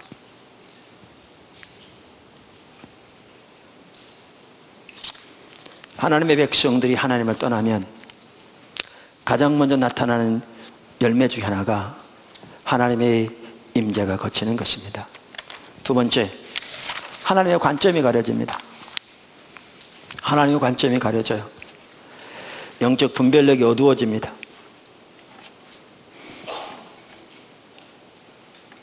에베소 교회에서도 잘 볼 수 있듯이 하나님을 알고 존재를 다해 사랑하는 그 사람에서 떠나는 것이 하나님을 떠난 겁니다. 그리고 하나님을 떠나면 가장 먼저 찾아오는 하나님의 심판과 징계 중 하나는 영적인 분별력이 어두워집니다. 영적인 눈이 어두워집니다. 하나님의 관점이 가려집니다. 로마서 1장 21절에 현재적으로 임하는 하나님의 진노에 대해서, 그것이 영적 분별력이 어두워지는 것이라고 말씀하시면 이렇게 말씀하셨습니다. 하나님을 알되 하나님을 영화롭게도 하지 아니하며, 그러니까 하나님을 하나님으로 영화롭게도 하지 아니하며 감사치도 아니하고, 특별히 1장 28절에 보면 그들이 마음에 하나님 두기를 싫어하며, 이 말을 영어 NIV 성경은 뭐라고 번역하고 있는가 하면 그들이 하나님을 아는 지식을 얻는 것을 가치 있는 것으로 여기지 아니하며, 그러니까 하나님 그분 자신을 아는 것에는 관심조차 없을 때 그 말입니다. 그러면 오히려 그 생각이 허망하여지며 미련한 마음이 어두워졌나니 스스로 지혜롭다, 지혜 있다나 어리석게 돼요. 여러분, 가장 먼저는 불신자들에게 하는 말인데요, 믿는 사람도 다 똑같습니다. 하나님을 알기를 추구하고 하나님을 하나님으로 영화롭게 하고 범사에 하나님을 감사하는, 아까 로이드 존스 목사님이 우리가 예수 그리스도 통제 아래 있지 않다 그렇게 말했는데, 우리는 우리 생각대로 살아갑니다. 실질적으로 예수님이 여러분 삶을 통제하십니까? 여러분의 결정, 여러분의 내린 행동, 우리가 다 계획해서 우리가 좋은 대로 결정하고, 그리고 몇 가지 종교적인 의식하면 우리가 세운 이 결정 하나님이 뒷받침해 줄 줄로 생각합니다. 그리고 하나님이 기뻐하신지 안 하신지 그 자체도 모릅니다. 왜? 하나님과 관계 자체가 끊어졌기 때문에. 하나님의 임재가 거쳤는데 그 사실을 모르니까.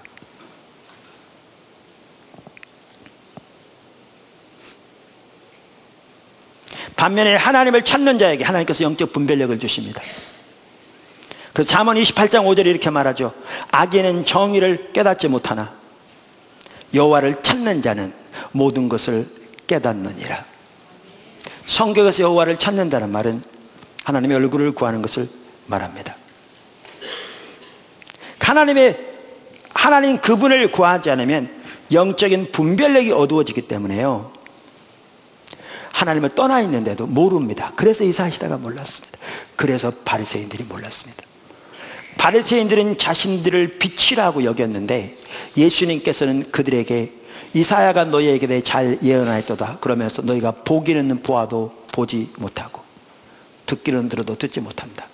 그리고 예수님께서 그들에게 소경된 인도자여 이렇게 말씀하셨죠.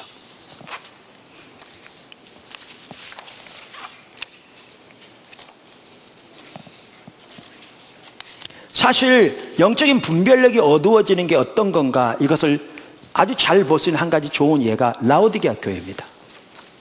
라오디게아 교회. 그러니까 요한계시록 3장에 예수님께서 소아시아 지역에 있던 7개 교회에 편지하면서 마지막 그 편지가 라오디게아 교회에 보내지잖아요. 그 라오디게아 교회 3장 17절 이렇게 말하죠. 내가 말하기를 나는 부자라 부여하여 부족한 것이 없다 하나 내 곤고한 것과 가련한 것과 가난한 것과 눈먼 것과 벌거벗은 것을 알지 못한도다. 자 보십시오. 라오디게아 교회는 어떤 교회인가? 그 예수님이 그 후한 눈으로 칭찬할 걸 찾고 찾아도 칭찬할 것이 단 한마디 찾을 게 없는 교회가 라오디게아 교회였습니다. 그래서 책망만 있습니다. 그리고 그 라오디게아 교회가 하나님의 관점이 어떤 교회였는가? 곤고하고 가련하고 가난하고 눈멀고 벌거벗었습니다. 근데 그들은 그 사실을 전혀 몰랐습니다. 눈이 멀었기 때문에요. 전혀 몰랐습니다. 반대로 그들은 자신들을 어떻게 생각했느냐? 나는 부자라 부여하여 부족함이 없다고 자부했습니다. 왜요? 그 지역이 산업이 발달해서 성도들이 돈이 많았고 교회가 예산이 풍족했거든요. 예수님은 가난하다고 그러는데 그들은 부자라고 자부한 겁니다. 하나님 앞에서 뭐가 참된 부인지조차도 가려진 거죠. 그들은 영적으로 눈멀었는데 그 사실을 몰랐습니다. 이렇게 됩니다. 이게 오늘날 우리들의 모습입니다. 이게 한국교회 모습입니다. 저와 여러분 한국교회 모습입니다. 이만큼 심각합니다. 여러분, 영적인 소경은 자기가 소경인 걸 모릅니다. 이게 무서운 겁니다. 무서운 겁니다. 그러니까 하나님의 관점에서 보지 못하면 모든 것을 자기 관점으로 판단합니다. 교회 일도, 상대방에 대한 것도, 남편에 대한 것도, 아내에 대한 것도, 목회자에 대한 것도 자기 관점으로만.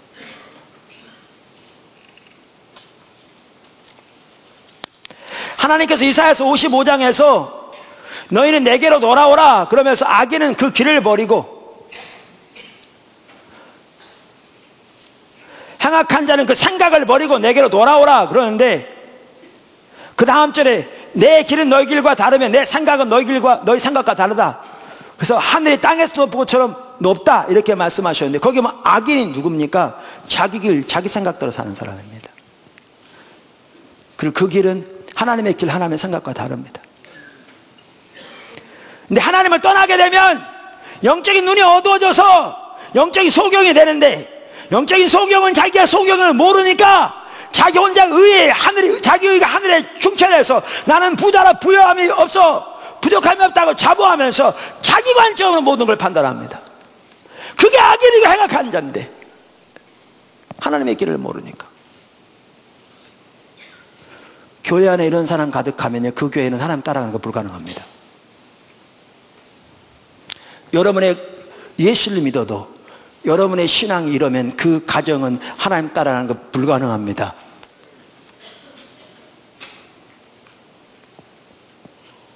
이렇게 됩니다.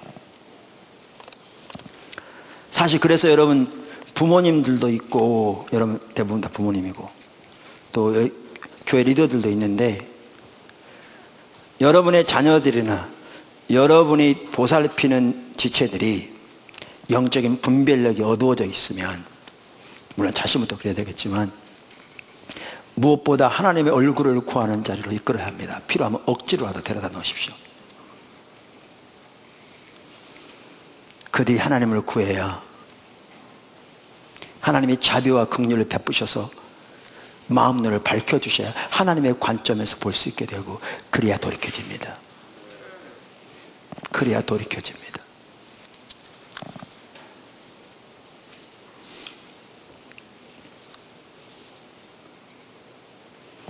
다윗에 대해서 양을 뒤에서 쫓는 자리에서 하나님이 데려다가 하나님의 백성의 목자로 삼았다고 그랬잖아요.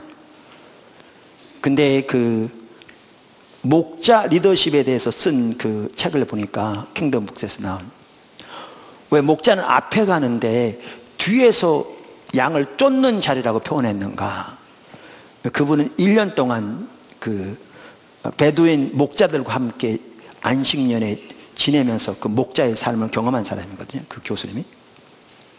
거기에 그렇게 써 있더라고요. 어떨 때는 강력하게 몰기 위해서 앞에서 끌기보다 뒤에서 강력하게 양들을 몬다고. 때로는 여러분들이 리더들이면 그렇게 라도 하셔야 합니다. 하나님을 찾는 자리로. 그래야 소망이 있습니다. 세 번째, 하나님의 생명이 거치는 일들이 있습니다.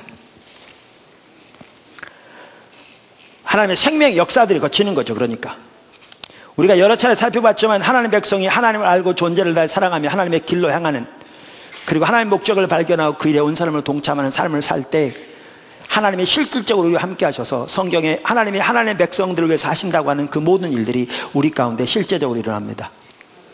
그것이 기도응답이건, 우리의 필요를 채우는 것이건, 우리의 길을 지도하시는 것이건, 우리를 보호하시고 지키시는 것이건 우리 가운데 일어납니다. 그 하나하나가 하나님의 생명의 역사들입니다.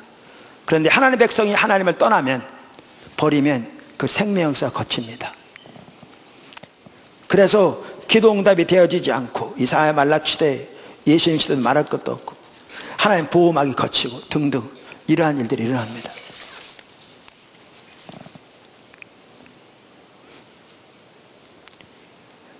이 부분을 많이 살펴봤는데, 그래서 여러분 학계와 스가랴 시대도 보십시오. 하나님을 떠났다고 하면서 하나님께 돌아오라고 강력하게 촉구하죠. 그러면서 뭐라고 말하는가? 너희 행위를 살피라. 학개서 1장 5절 이하. 너희가 많이 뿌릴지라도 수확이 적으며, 먹을지라도 배부르지 못하며, 마실지라도 흡족하지 못하며, 입어도 따뜻하지 못하며, 일꾼이 싹스를 받아도 그것을 구멍 뚫어진 전대에 넣음이 되느니라. 너희가 만군의 여호와가 말하노니 너희는 자기의 행위를 살필지니라. 너희가 많은 것을 바랐으나 도리어 적었고, 너희가 그것을 집으로 가져갔으나 내가 불어버렸느니라. 나 만군의 여호와가 말하노라. 이것이 무슨 까닭이냐? 내 집은 황폐하였으되 너희는 각각 자기의 집을 짓기에 빨랐습니다. 그러므로 너희로 말미암아 하늘은 이슬을 그쳤고 땅은 산물을 그쳤으며, 내가 이 땅과 산과 곡물과 새 포도주와 기름과 땅의 모든 소산과 사람과 가축과 손으로 수고하는 모든 일에 한재가 들게 하였느니라. 여러분 보십시오. 이미 그들에게 하나님을 떠난 심판의 열매들이 나타나고 있었습니다. 근데 그들은 몰랐습니다. 여기 아주 중요한 게 있습니다. 아까 예레미야를 시대에 살펴보면서도 또 라우디게아 교회를 보아도 알 수 있듯이, 세상적으로 잘 되는 것이 반드시 다 하나님의 기뻐하신 사인은 아니라고요. 분명합니다. 반대로 세상적으로 잘못되는 것이 다 하나님의 심판의 사인은 아닙니다. 예를 들면 느헤미야 시대에는 예루살렘 성을 중건하면서 온 예루살렘 거민들이 거기에 힘을 쏟다 보니까 농사짓는 일에 소홀하게 됐을 것이고, 그래서 그의 흉년이 들었습니다. 이거요, 하나님의 심판이 아니었습니다. 그렇기 때문에 여기 영적인 분별력이 필요합니다. 분별력이. 우리는 우리 환경에서 일어나는 일을 하나님과의 올바른 관계에서 자신에게 비춰봄으로 이 부분을 보아야 합니다. 이 부분을 보지 못하면 그 시대들마다 그랬듯이 하나님이 그토록 강력하게 말씀하실 뿐만 아니라 그 일들이 실제로 그들의 삶 속에 일어나고 있는데도 불구하고 그들은 전혀 모르게 됩니다. 몰랐던 것처럼 우리도 모르게 됩니다. 만군의 여호와의 말이니라. 내 행위를 소위를 살필지어다. 반복적으로 말하는데 우리는 그냥 넘어갑니다. 관심조차 기울이지 않습니다.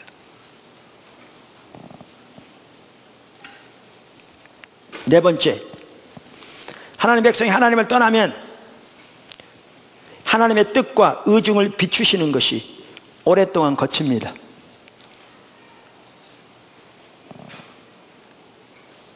하나님의 뜻과 의중을 비추시는 것이 오랫동안 없습니다. 먼저 하나님께서는 하나님의 백성들에게 하나님의 뜻을 알리십니다. 그래서 아모스 3장 7절에 이렇게 말했죠.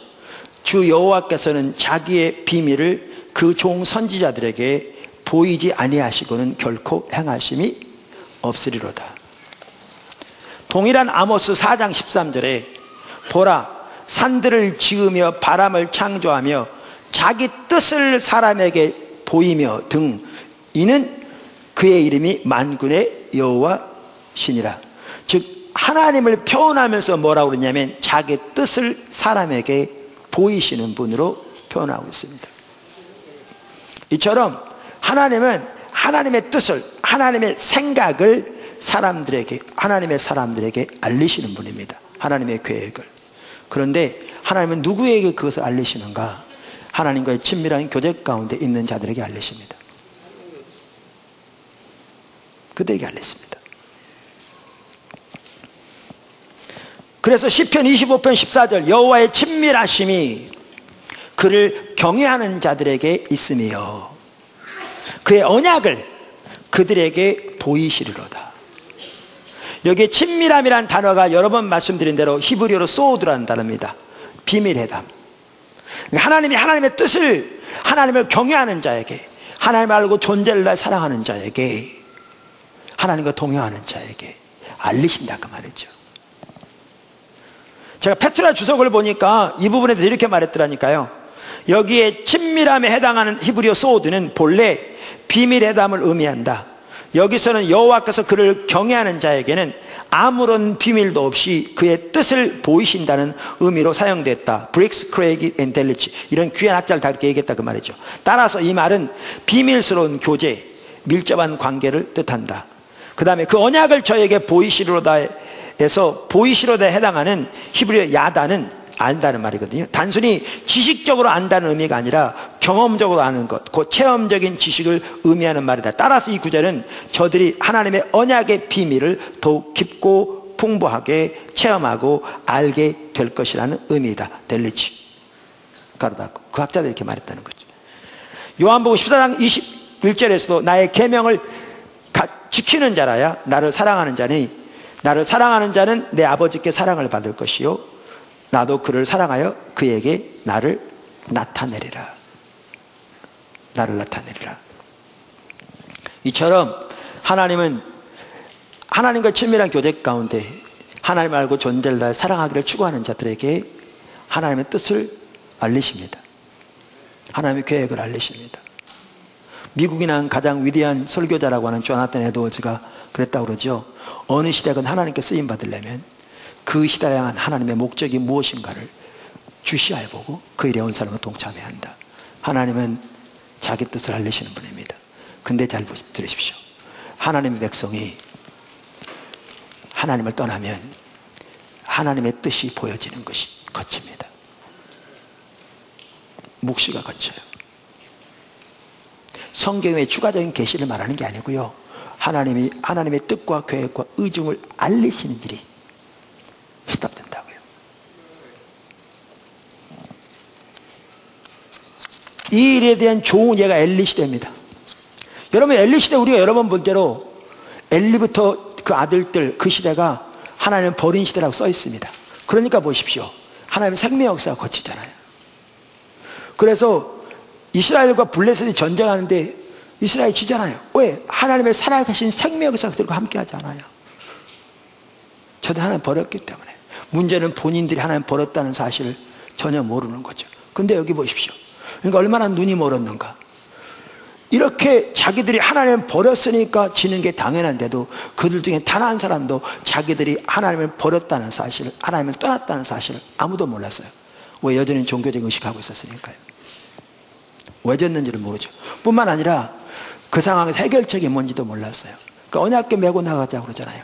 이게 전혀 해결이 안 되는데, 이거 종교적인 의식을 의지하는 율법주의인데 그게 해결책이 아닌 걸 아무도 몰랐어요. 엘리요, 언약궤 내어주고 그거 잘못될까 봐 안절부절하고 있다가 나중에 언약궤 빼앗겠다는 소식 듣고 충격을 받아 뒤로 넘어져서 목이 부러져 죽을 만큼 종교심은 뛰어났을지 모르지만 영적인 눈이 철저히 가려지니까 하나님 백성들이 어떤 상태인지, 거기서 어떻게 돌이켜 하나님의 길로 돌이키는 거지 이만큼도 몰랐습니다.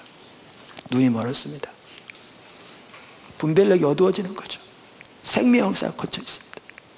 종교적인 의식만 남아있는 겁니다. 그랬더니 그 시대를 두고 뭐라고 말씀하십니까? 3장 1절. 아이 사무엘이 엘리 앞에서 여호와를 섬길 때에는 여호와의 말씀이 희귀하여 이상이 흔히 보이지 않더라. 하나님의 뜻을 알리시는 것이 가려진 겁니다. 그러면서 그 시대 하나님께서 뭐를 바라보고 계신 줄 아십니까? 2장 35장. 내가 나를 위하여 충실한 제사장을 일으키려니 그 사람은 내 마음 내 뜻대로 행할 것이라. 내가 그를 위하여 견고한 집을 세우리니 그가 나의 기름 부음 받은 자 앞에서 영구히 행하리라. 하나님의 뜻, 하나님의 마음을 따라 행할 자, 이렇게 세워진 사람이 사무엘이고요. 가장 먼저 이렇게 세워진 사람이 사독이고요. 이렇게 세워진 분이 예수 그리스도입니다.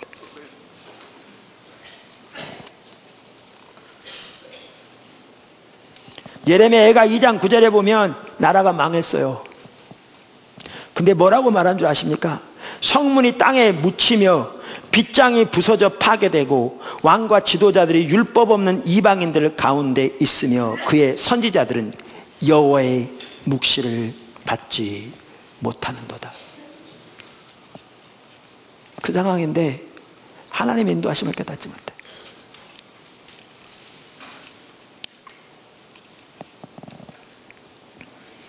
제가 일부 예배 때는 시간이 없어서 못 살펴봤습니다만 지금도 벌써 시간이 다 됐는데 조금만 2부 예배는 다음 시간 없으니까 조금만 더 살펴보겠습니다. 여러분 여기 보면 이토록 나라가 망한 상황인데도 선지자들의 여호와의 묵시를 받지 못했다. 근데 제사장들은 율법이 없는 이방인들 가운데 있게 됐다. 여러분 이 말이 뭔 말인지 아십니까? 구약 시대에는 하나님의 말씀이 크게 두 가지 통로로 왔습니다. 제사장을 통해서. 제사장들은 뭐냐 하면 율법을 연구해서 율법에 나온 하나님의 길을 전하는 자들입니다. 그러면 선지자들은 누구냐? 하나님께로부터 하나님의 묵시를 받아 전하는 자들입니다. 그런데 묵시가 없었을 뿐만 아니라 율법이 가려진 겁니다. 그럼 성경이 있는데 율법이 가려졌단 말은 무슨 말인가? 여러분 아모스 8장에 주 여호와의 말씀이니라. 보라 날이 이를지라 내가 기근을 땅에 보내리니 양식이 없어 주림이 아니요 물이 없어 가람이 아니요 여호와의 말씀을 듣지 못한 귀가리라. 여호와의 말씀을 듣지 못할 거라고 그랬는데 그 말은 그럼 성경책 없어진다는 얘기가 여기 다 있는데 아니죠. 그 말이 뭔 말인가? 말라기 시대를 보면 명백하게 알 수 있어요. 말라기 시대. 말라기 2장 3절을 이하에 보면 그 당시 제사장들을 심판할 거라고 말하면서 이렇게 말씀하세요. 그러니까 2장 3절. 보라 내가 너희 자손을 꾸짖을 것이요 똥 곧 너희 절기의 희생의 똥을 너희 얼굴에 바를 것이라. 너희가 그것과 함께 지하여 버림을 당하리라. 이런 겁니다. 지금 주일날 예배 드리고 있잖아요. 주일날 예배 드리고 있는데 예를 들면 공산당이 쳐들어와 가지고 목사 여러분 다 잡아가는 걸 말하는 겁니다. 예배 드리고 있는데, 그러니까 그 당시 제사 드리고 있는데 제사를 드리기 위해서 희생제물을 잡다 보니까 짐승에 똥이 묻어있는 그 자리로 포로로 잡혀갈 거라. 얼마나 극적인 표현입니까? 그 모든 제사가 아무런 의미가 없는, 하나님 만군의 여호와라고 그러는데 실제 삶은 전혀 그렇지 않은 이렇게 극적인 표현입니다. 여기 보면 그런 일이 일어날 거라고 그러면서 이렇게 말합니다. 이렇게 만군의 여호와가 이르노라. 내가 이 명령을 너희에게 내린 것은 레위와 세운 나의 언약이 항상 있게 하려 함인 줄 너희가 알미라. 레위와 세운 나의 언약은 생명과 평강의 언약이라. 내가 이것을 그에게 준 것은 그로 경외하게 하려 함이라. 그가 나를 경외하였고 내 이름을 두려워하였으며. 하나님을 경외하는 친밀한 교제 가운데 행했다. 그 말이죠. 이제 6절. 그의 입에는 진리의 법이 있었고 그 입술에는 불의함이 없었으며 그가 화평함과 정직함으로 나와 동행하며 많은 사람을 죄악에서 돌이켜 죄악에서 떠나게 하였느니라. 제사장의 입술은 지식을 지켜야 하겠고, 다트, 단순한 이론적인 지식이 말하는 게 아닙니다. 하나님의 길을 말합니다. 사람들은 그의 입에서 율법을 구하게 되어야 할 것이니 제사장은 만군의 여호와의 사자가 되면을 너희는 옳은 길에 떠나 많은 사람을 율법에 거스르게 하는도다. 무슨 얘기냐? 제사장들은 하나님의 말씀을 통해서 하나님의 길을 발견하여 그 길을 전해야 합니다. 그 하나님의 법이 입에 있어야 되고요. 그 백성들이 하나님의 길을 따라 삶으로 그들이 살아야 합니다. 근데 그게 가려진 겁니다. 성경에 말하면 거짓만 농후한 거죠. 하나님 백성은 하나님을 떠나 심판이 코앞에까지 닥쳤는데 그들이 요구하는 평강의 메시지, 축복의 메시지만 임의로 성경에 나온 좋은 약속도만 골라서 그들에게 전하는 걸 두고 성경은 거짓이라고 말합니다. 이것만 가득한 거지 그 입에서 하나님의 법이 가려진 거죠. 이걸 두고 율법이 없다고 말하는 겁니다.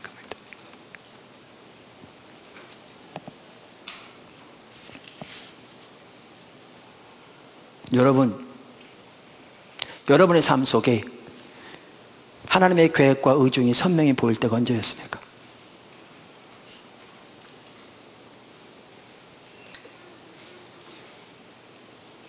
여러분에게 이 시대를 향한 하나님의 마음이 선명히 보여진 때가 언제였습니까? 그걸 보면 지금 여러분이 하나님과 올바른 상태에 있는지 그렇지 않은지 금방 알 수 있습니다.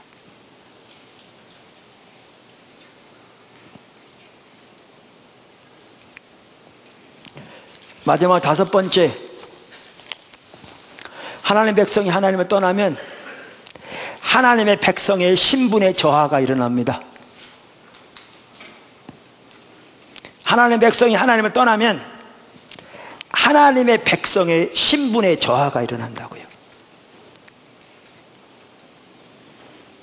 예레미야 1장 1절 슬프다 이 성이여 전에는 사람이 많더니 이제는 어찌 그리 적막하게 앉았는고 전에는 열국 중에 크던 자가 이제는 과부같이 되었고 전에는 열방 중에 공주였던 자가 이제는 강제 노동을 하는 자가 되었도다.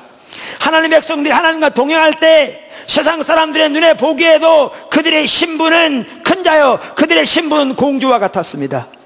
그런데 하나님의 백성이 하나님을 떠나니까 그들의 신분은 땅에 추락하게 되었고 그들의 신분은 강제 노동하는 자 노예가 되었습니다.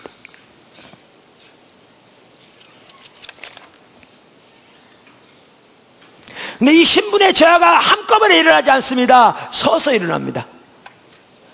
제가 유다 백성들의 예만 보더라도 중간에 히스기야 시대, 그 다음에 일부 왕들, 그 요시야 시대 등 아사 시대 일부 돌이켜지긴 했는데 계속 하락세를 가다가 결국 멸망합니다. 그러면서 한번 기울어지면 그렇게 그것이 근본적으로 돌이켜지는 것이 어려운가라는 것을 보게 되겠더라고요. 2장 1절 예레미야가 슬프다 주께서 어찌 그리 진노하사 딸 시온을, 하나님의 딸을 말합니다. 딸 시온을, 하나님의 이름으로 일컫는 시온 예루살렘 딸 시온을 구름으로 덮으셨는가. 예루살렘의 아름다움을 하늘에서 땅에 던지셨으며 하나님과 함께 있었을 때 그들의 신분은 아름다움이었는데 땅이 추락하게 된 거죠. 2장 15절 모든 지나가는 자들이 다 너를 향하여 박수치며 딸 예루살렘을 향하여 비웃고 머리를 흔들며 말하기를 온전한 영광이라 모든 세상의 기쁨이라, 세상 사람들의 기쁨이라 일컫던 성이 이 성이냐 하며 하나님과 동행할 때 그들의 신분은 온전한 영광, 모든 세상의 사람들의 기쁨이었습니다. 근데 지금은 보고 고개를 흔드는 조롱거리가 되었죠.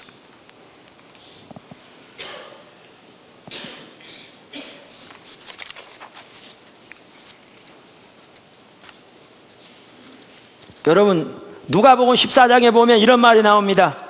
34절 소금은 좋은 것이나 소금이 만일 그 맛을 잃으면 무엇으로 짜게 하리요? 땅에도 거름에도 쓸데없어 내버리느니라. 들을 게 있는 자는 들을지어다 하시니라. 여러분, 그리스도의 신분을 성경은 소금이요 빛이라고 말합니다. 이건 세상에 없어서는 안 될 것들입니다. 소중한 신분을 말하는 겁니다. 근데 소금의 맛을 잃으면 밖에 버리어 밟힌다고 그랬죠.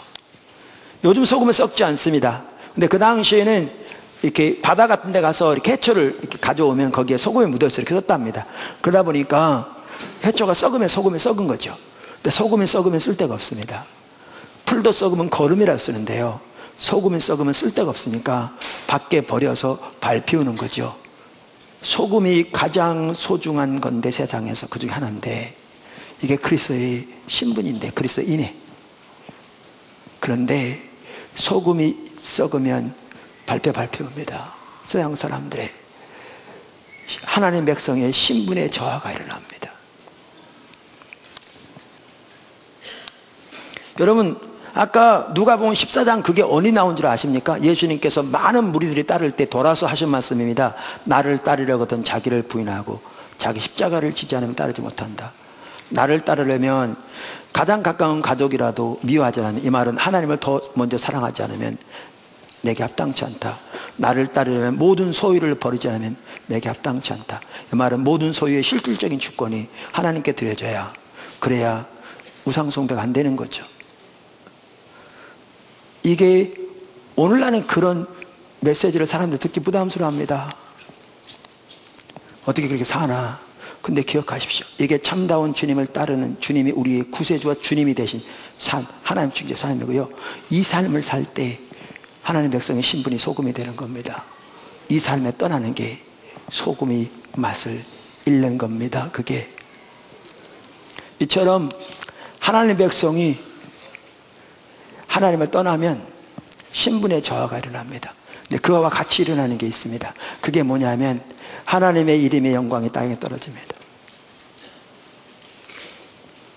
제가 아들이 셋인데 우리 아들들은 전혀 안 그렇습니다만은 뭐 우리 아들 중에 한 명이 정말 이렇게 마음대로 행해가지고 사람들 앞에서 내 이름의 명예에 먹칠했다고 하십시다. 그래서 내가 그 아들을 내 호적에서 빼버렸다. 내가 아무리 호적에서 빼도요, 사람들은 그를 볼 때 요즘은 목사 아들로 봅니다. 이처럼 우리와 하나님의 이름은 뗄래야 뗄 수 없도록 연결되어 있습니다. 하나님 백성이 하나님을 떠나면 하나님 백성의 신분의 저하가 일어납니다. 그리고 그와 함께 하나님의 이름이 땅에 떨어집니다. 여러분, 오늘날 이 시대가 어떤 시대인 줄 아십니까? 교회를 향한 온갖 조롱과 멸시가 가득한 세상입니다. 제가 우리 조카 중에 한 명이 지금 고등학교 3학년인데 니네 반에 예수 믿는 분들이 있냐? 그랬더니 있는 것 같아요, 꽤. 그러면 예수 믿는다고 말하냐? 그럼 안 한대요. 왜? 심지어 학생들 중에 교회에 대해서 아주 적대적으로 반대하는 애들이 있으니까 부닥치기 싫으니까 안 한대요. 요즘은 목사를 목사로, 집사를 잡사로, 교회를 혐오시설처럼 취급하는 시대입니다. 교회를 파괴하기 위한 조직적인 대적과 시도도 있는 시대입니다. 왜 그렇게 된 줄 아십니까? 우리 때문에 그렇습니다. 우리가 하나님을 떠나면 하나님의 백성들의 신분의 저하가 일어납니다. 그리고 그와 아울러 하나님의 이름이 땅에 떨어집니다. 이게 오늘날 우리 현실입니다. 심각하게. 그런데 제가 이거 말라고 설교하지 않았습니다. 이러한 교회가 회복되기를 원하시는 하나님의 질투가 얼마나 큰 것인가를 우리 성경에 볼 수 있습니다. 그래서 에스겔서만 하더라도요, 36장에 바벨론 포로에서 그들을 회복시킬 걸 말하면서 내가 너희 때문에 안 그러해. 너희로 인해서 열방 가운데 더럽혀진 내 이름을 내가 아꼈다. 내 이름의 영광을 위해서 내가 너희를 회복시킬 거라. 이렇게 말합니다. 그러면서 하나님 백성, 하나님의 교회를 향한, 사실 스가랴 8장에 나오는데 스가랴 8장은 가장 먼저는 구약 이스라엘 백성들을 향한 얘기지만 그 안에 교회를 향한 예언이 들어있습니다. 스가랴서에 명백합니다. 그래서 오늘날 우리에게 적용해도 조금도 손색함이 없는 내용입니다. 근데 거기에 보면 하나님의 교회를 향한 하나님의 질투가 나옵니다. 8장 1절, 만군의 여호와의 말씀이 임하여 이르시되 만군의 여호와가 이같이 말하노라.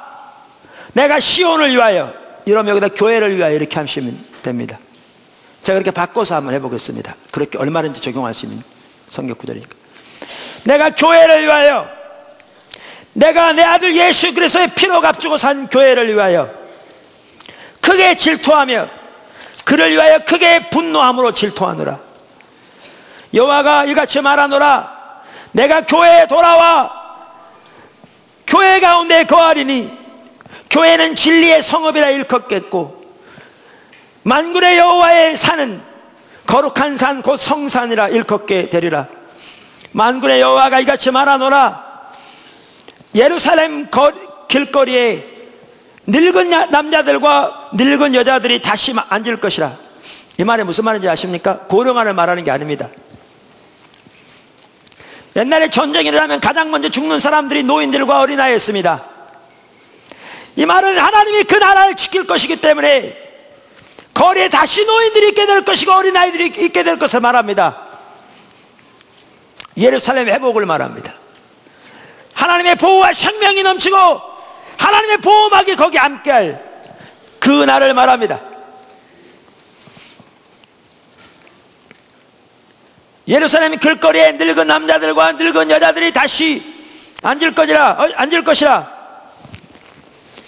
다 나이가 많으므로 저마다 손에 지팡이를 잡을 것이요 그 성읍거리에 소년과 소녀들이 가득하여 거기에서 뛰놀리라. 만군의 여호와가 이같이 말하노라. 이 일이 그날의 남은 백성의 눈에는, 포로 잡혀가고 남은 사람들의 눈에는 기하려니와 어떻게 이런 일이 있을 수 있을까? 이게 가능한 일일까? 라고 말하겠지만 내 눈에야 어찌 기하겠느냐. 만군의 여호와의 말이니라. 만군의 여호와가 이같이 말하노라. 보라, 내가 내 백성을 해가 뜨는 땅과 해가 지는 땅에서부터 구원하여 내고 인도하여다가 예루살렘에 거주하게 하리니 그들은 내 백성이 되고 나는 진리와 공의로 그들의 하나님이 되리라. 여기에 보면요, 가장 먼저는 이스라엘 회복을 위한, 더 나아가 어떻게 보면 궁극적으로는 교회 회복을 위한 하나님의 질투가 나옵니다. 하나님의 크게 분냄으로 질투하신다, 이렇게 말하고 있습니다. 이렇게 하나님의 교회 회복되지도록. 여기에 우리의 소망이 있습니다. 우리 자원과 능력으로요 회복되는 건 불가능합니다. 이제 총회가 다가옵니다. 우리 침례교단도 다음 달 총회가 있고요, 교단별로 총회들이 있습니다. 제가 여기서 자세히 말할 수는 없지만 총회에서 일어난 일들만 하더라도 믿는 사람들이면 있을 수가 없는 일들이 너무나 당연하게 일어나는데 그것이 당연한 것처럼 받아들여지는 게 시기입니다.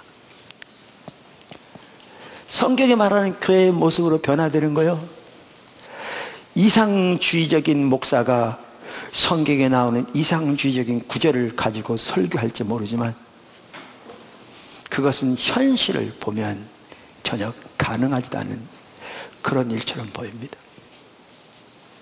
그러나 하나님의 교회를 아끼시는 분노함으로 질투하신 하나님의 질투가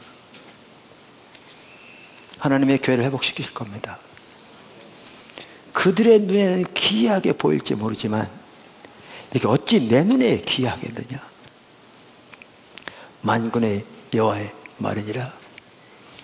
여기 교회 여기까지 온 거요, 그 하나님의 질투가 뒷받침하신 겁니다. 여러분, 포도나무 교회처럼 설교하고 포도나무처럼 예배 드려가지고요 교회가 세워진 건 불가능합니다, 이 시대에.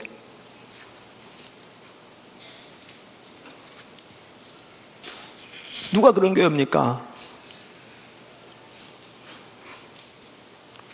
예배도 길고 무슨 말인지 때로는 못 알아듣겠고 메시지는 강하고 얻을 거 아무것도 없는데 누가 옵니까? 요즘 춘추 전국 시대에서 얼마나 사람들을 잘해서 얼마나 사람들에게 잘해가지고 자기 교회 끌어가려고 얼마나 많은 노력과 인간적인 방법들이 가득한데,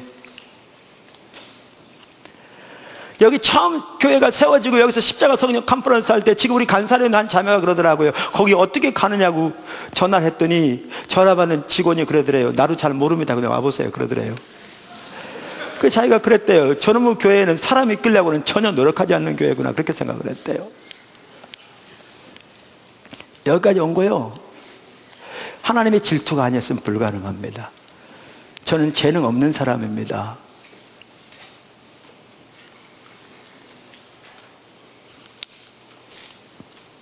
사람들 앞에 친절하게 해주는 것은 거리가 먼 사람입니다.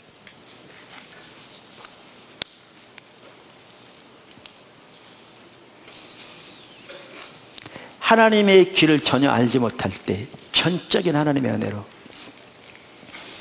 하나님의 얼굴을 구하는 삶으로 돌이키신 하나님께서 강권적인 하나님의 주권과 주도권 가운데 교회를 세우시고, 지난주 나눴죠. 그런 일들이요, 하나님이 하셔서 가능한 겁니다. 여러분 지금 되어져 간 일들이요, 하나님이 안 하셨으면 불가능한 일들입니다. 그래서 여기까지 오게 되었습니다. 우리 기도요, 이게 중보기도입니다. 우리가 처해 있는 현실을 보았습니다. 하나님의 교회가 회복되기 위한 하나님의 질투를 보았습니다. 우리 기도가 뭔 줄 아십니까? 하나님, 우리의 죄됨을 용서하소서. 우리가 하나님의 백성임에도 이토록 하나님의 길을 떠나 온갖 우상숭배 세상에 가득한 우리들의 죄악을 용서하소서. 그러나 하나님이 하나님의 질투로 하나님의 교회를 회복시키겠다고 성경에 약속하셨사오니, 우리 때문이 아니라 우리 때문에 이 땅에서 더럽혀진 하나님의 이름의 영광을 위하여 여호와여 일어나소서. 여호와 일어나셔서 하나님의 분내는 질투로 역사하셔서 하늘을 가르고 임하셔서 우리를 회복시키시고 이 땅을 고쳐주십시오. 이 땅에 있는 모든 하나님의 교회 가운데 하나님의 부흥이 임해 주십시오. 이게 우리가 드리는 기도입니다. 이게 중보기도입니다. 어려운 거 아니고요.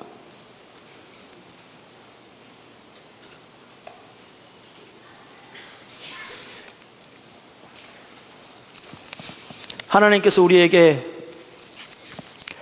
회복과 부흥의 비전을, 하나님의 비전을 보이셔서 오늘까지 따라오게 하셨습니다. 기도하겠습니다.